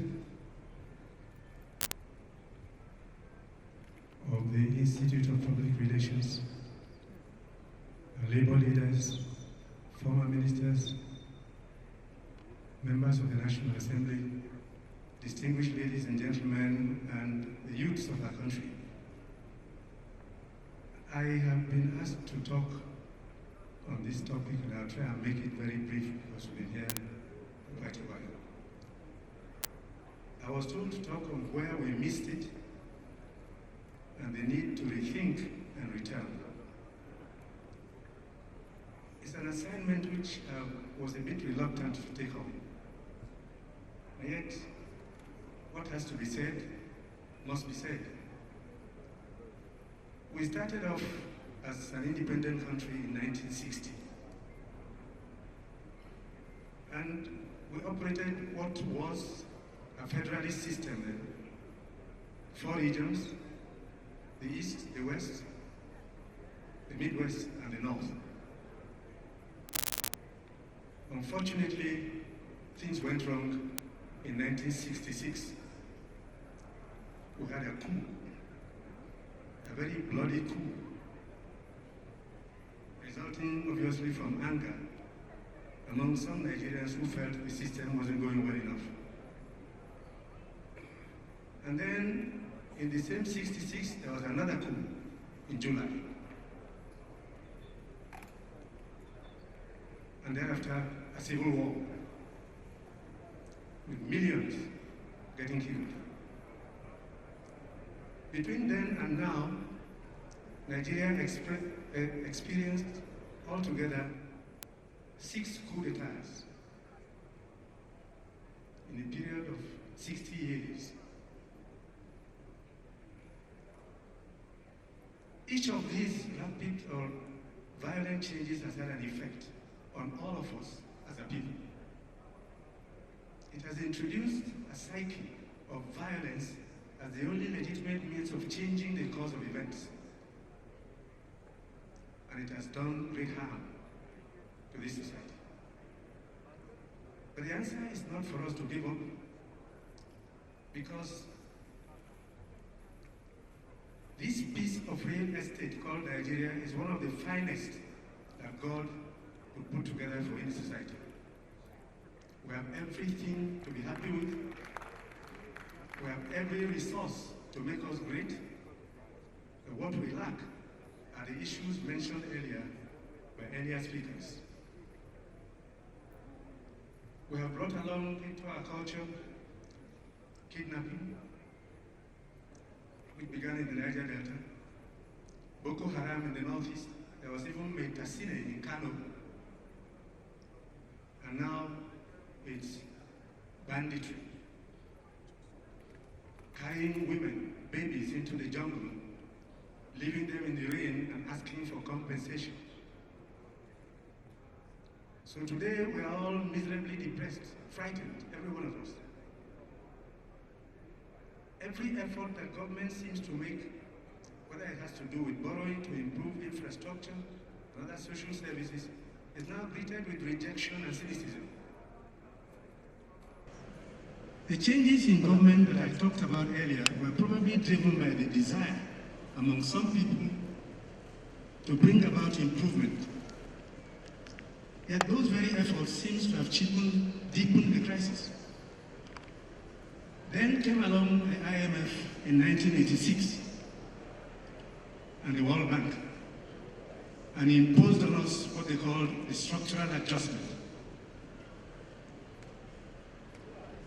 A policy which I have always hated and always grumbled about. They told us it was the ultimate talisman to cure all our economic problems and stimulate growth. It turned out to be the suicide pill. But they made it a condition that whichever nation wanted to borrow from them had to adopt the structural adjustment program. All of you here, especially the elders, will realize that since then, nearly all our industries have collapsed.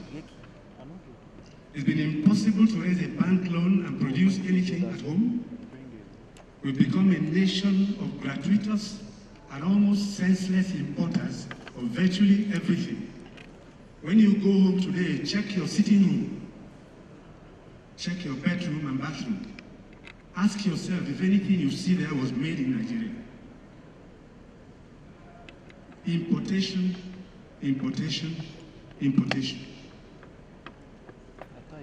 Then, of course, your currency began to die. For those of you of my age, you remember the Naira was 75 kobo to $1. It was. In some shops in London, they even took the Naira if you wanted to buy things. We're now at 680, 690 to $1.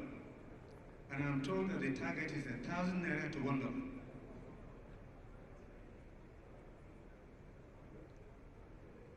Now, I schooled in France, partially, and I read French history, especially the French Revolution. One of the major things that brought down the Valois kings of France was endless devaluation of their currency, especially as recommended by a certain Scottish economist called John Law. Every little chance they had, they devalued, until bread became impossible, food became impossible to find, and then the revolution took place, killing King Louis XVI and his wife. Not long ago, a Chinese leader was asked, what was the impact of the French Revolution? His answer was, it is too early to tell. This is something that happened in 1789. The Chinese man says that the impact is too early to tell because revolutions still take place, poor governance and policies still have deadly results, and so we must be careful. We can't continue to devalue our currency just to make it possible for us to import irresponsibly. I'm not too sure that if we stop importing red, white, and green wines or champagne, that Nigeria will die. I'm not too sure if we don't bring in ice cream powder, pencils and erasers from outside, that will perish. One of the lecturers earlier spoke about Singapore, Professor Anya. Singapore is a very small country. The FCT, the capital territory as a whole, is 12 times the size of Singapore. 12 times the size of this tiny place called Singapore. But they've got it right. They have ethnic problems. And they're moving on. If you then compare Nigeria with any of these countries, and I'm going to give a major example called India.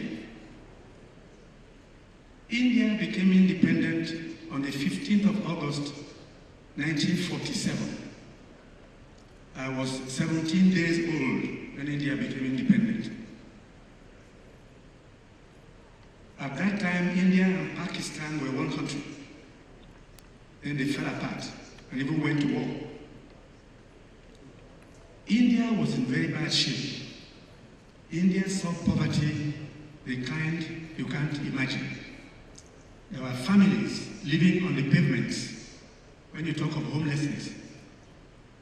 In 1965, a Prime Minister of India called Mr. Lal Bahadur Shastri would go on radio begging Indians to fast for 2 days a week because there was simply no food to eat. He didn't live long, he died after 2 years in office. Then Mrs. Indira Gandhi came in. What do we have here to compare with the ethnic, religious, and language problem that India has? A country of 1.4 billion. We don't have it. So if India still survives till today and is doing well, India runs the Silicon Valley in the US. India does most of the accounting for many airlines in the world. India has even fired rockets to the moon. and India is making progress. Why can't we do the same here? What's the difference? The difference is that India has never had a coup. Not once. Not once. In spite of their problems, not once. So somehow they've managed through. And if they did, we can. What is it that makes us so excitable that we take guns against each other? What is it in us as a people? Lack of patience, lack of wisdom, a refusal to recognize that we all affect each other's lives? That's the question we need to ask. Then we've gone into heavy borrowing. And there is the problem. In 1965, there was a debt conference in Havana. And a man called Mr. Ignacio da Lula, who is now running for president of Brazil, made a statement. As far as he was concerned, the debts owed by the developing country have given rise to what he called a third world war. A silent war, I'm putting it. Not for that reason any less sinister. This war is tearing down practically the entire third world. Instead of soldiers dying on the field, children are dying. Instead of millions wounded, there are millions of unemployed. Instead of destruction of bridges, there is the tearing down of factories, schools, hospitals, and entire economies. It is a war over the foreign debt, which has its main weapon, interest. A weapon more deadly than the atom bomb, more shattering than a laser beam. Debts. We're owing, but we still have to borrow to carry on. So how do we rethink our situation and get back to where we were?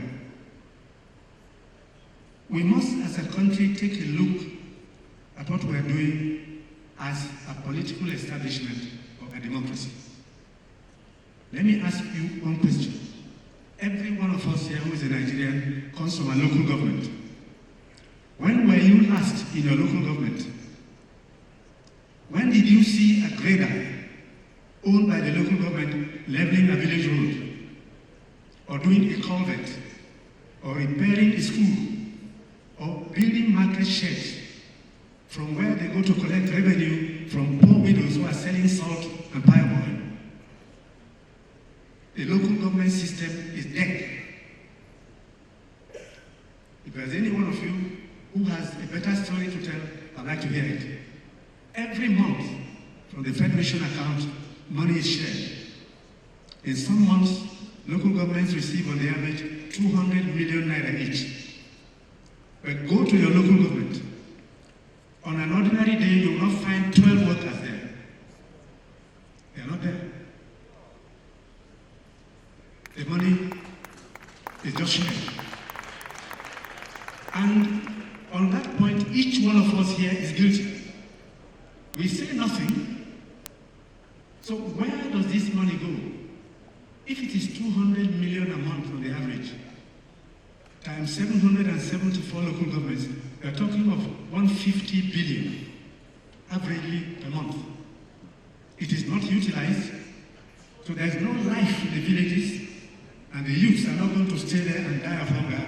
They are moving into the city.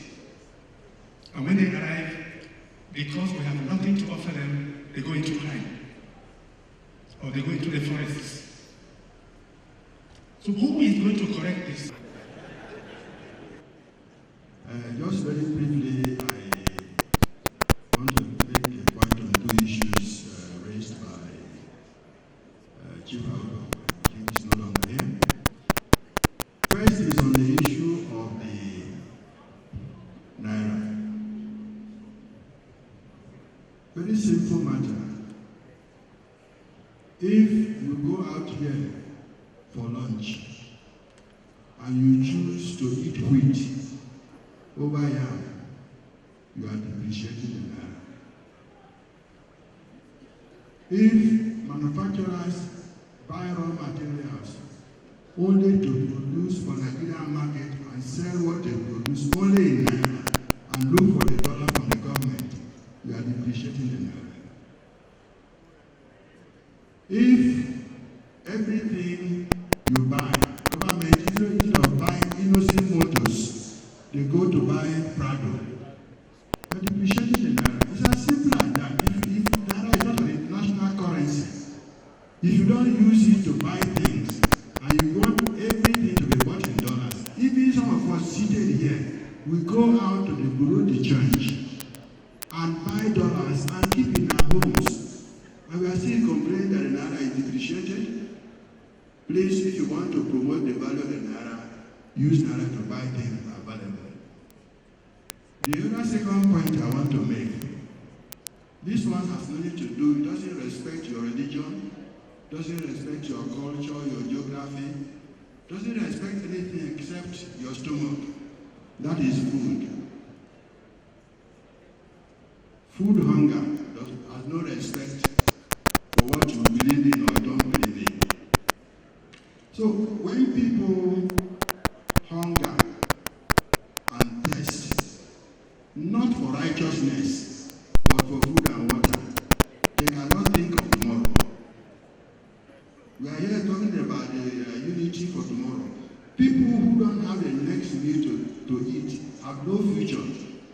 So the first thing we must do is that millions of Nigerians are suffering. But let me tell you, give you some few statistics. Nigerian farmers lose up to 40% of their output every year of tubers, fruits, vegetables. The period 2016 to 2022, the GDP of crops production is about 25.1 trillion naira, out of which we lose 10 trillion over that period, an average of 2 trillion naira a year. In addition to that, we also lose plate waste. As you go out now, you will see that a lot of us, we pack food in quantities like this and only eat a fraction of it. The rest goes to waste. That is why food is expensive in the country. We are wasting food, particularly when you go for buffet. Because the buffet meal is 5,000, you fill your plate for 5,000 and only eat 500 naira and the rest is trashed. And you are wondering why the average person doesn't have food to eat. These are the issues that I think we should raise in details at the plenary sessions. Thank you. Thank you very much, Professor Jojo. That's very important. As simple as it may sound, it's pretty important. All right, thank you. All right, Professor Odeojo, thank you very much. Now, just before I hand over to the Rapporteur General to make a quick announcement, I would like to call on Dr. Alex Obodna, representing the Ambassador, Professor George Obiozo, PG Ohanese Indigo Worldwide, to take a minute or two, talk to us, and then we'll be done with the speeches.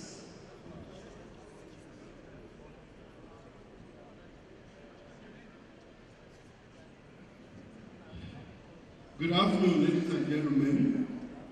I want to thank the organizers of this very wonderful event.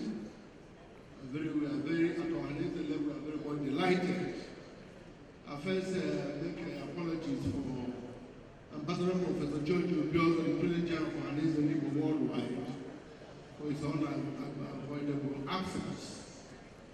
As a matter of fact, we identify very strongly with NIPR for the role that we play in this country. If you ask me about the topic we are discussing today, national integration, peace and security, Ohanese Indigo had often held the position that national integration, peace, security, development, and so on, they are unachievable when there is no social justice. They are unachievable when there is no good leadership recruitment process and the unachievable when we have marginalization, alienation, and of course what we call ethnocentrism or nepotism. These are unachievable. You can see that this is an outcome. They are the results of form of governance. It is only when there is good governance you can have racial integration. And good governance derives from quality of the election, the leadership recruitment process. If you watch what is happening in Nigeria, sometimes a governor will stay in his office and bring all the develop or raise all the delegates in the state. And from there, they determine who is the council chairman, who is the supervisor, who is the House of Assembly, House of Rep, Senate, including where they vote in the presidential primaries. This is the kind of leadership recruitment process that is, of course, objectionable. Like the leadership people apart, or not people apart, you know, as I said, problem with this country is what? Leadership. How do you generate the leadership? Through appropriate leadership recruitment process, or what they call quality of election. If you look at all over the world, the kind of the economy of any country is in a way has nexus with the quality of election in that place. The kind of leaders that manage the economy, the kind of leaders that manage the society. I want to thank God that the public relations practitioners in this country have risen up to this occasion. If you ask me, the most relevant or rather the most vital kind of profession, I can tell you that it is the people you find in every organization. And if you look deeply, you discover that public relations practitioners are found in every organization. Yeah, that is relevant. That is relevant for public relations practitioners in this country. Not even the medical doctor, not the engineer, because if there's no coordination, no organization can work. So I want to congratulate public relations consultants and practitioners in this country for the role they have been playing in this country. And then how they have taken up the assignment to take the bull by the horn. When you look at the kind of, somebody came and demonstrated the six geopolitical zones. Yes, we can assess go deeper to find various ethnic groups, multi-religious groups, diverse cultures. The linkages between all these cultures, between all the religions, between all this diversity has to do with public relations. Has to do with public relations. One can as well say that if there is a place public relations practitioners, if there is a place is much needed, it is in Nigeria.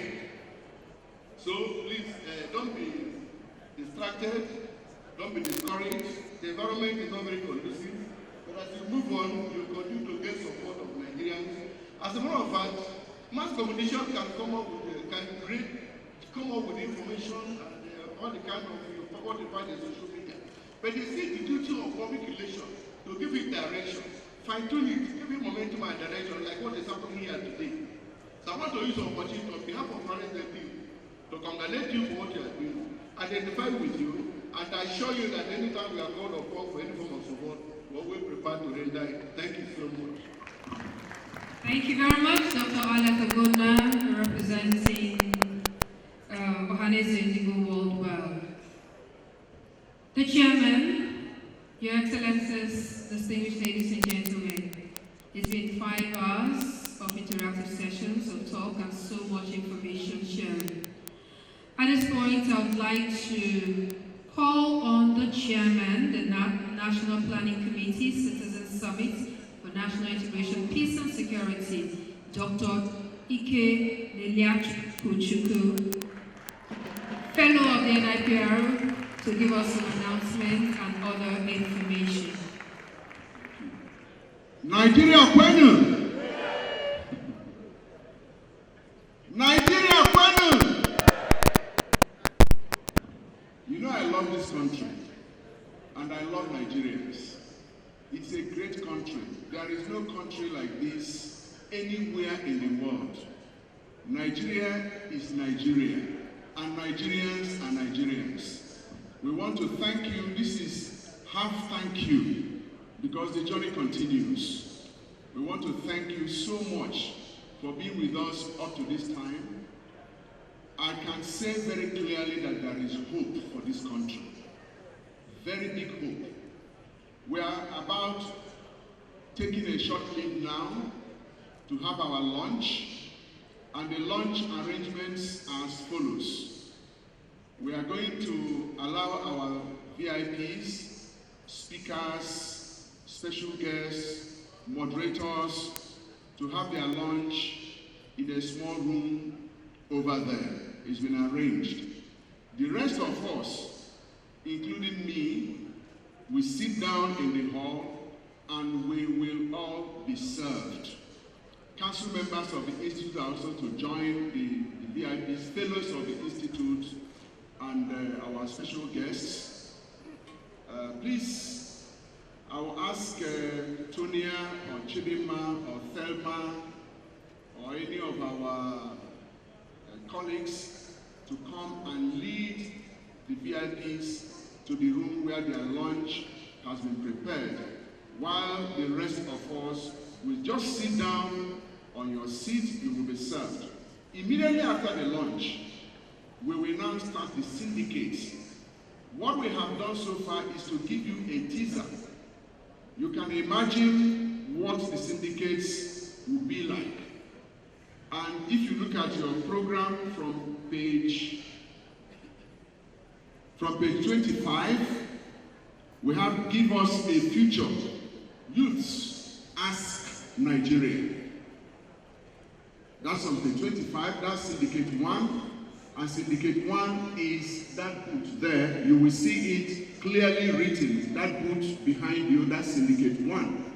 That's where we are going to have the syndicate. Then the second one is Building Reputation of Excellence as Core National Assets. Framework, strategies, tools, and actions. How do we rebrand our nation? And we have very, very experienced people that are going to handle this.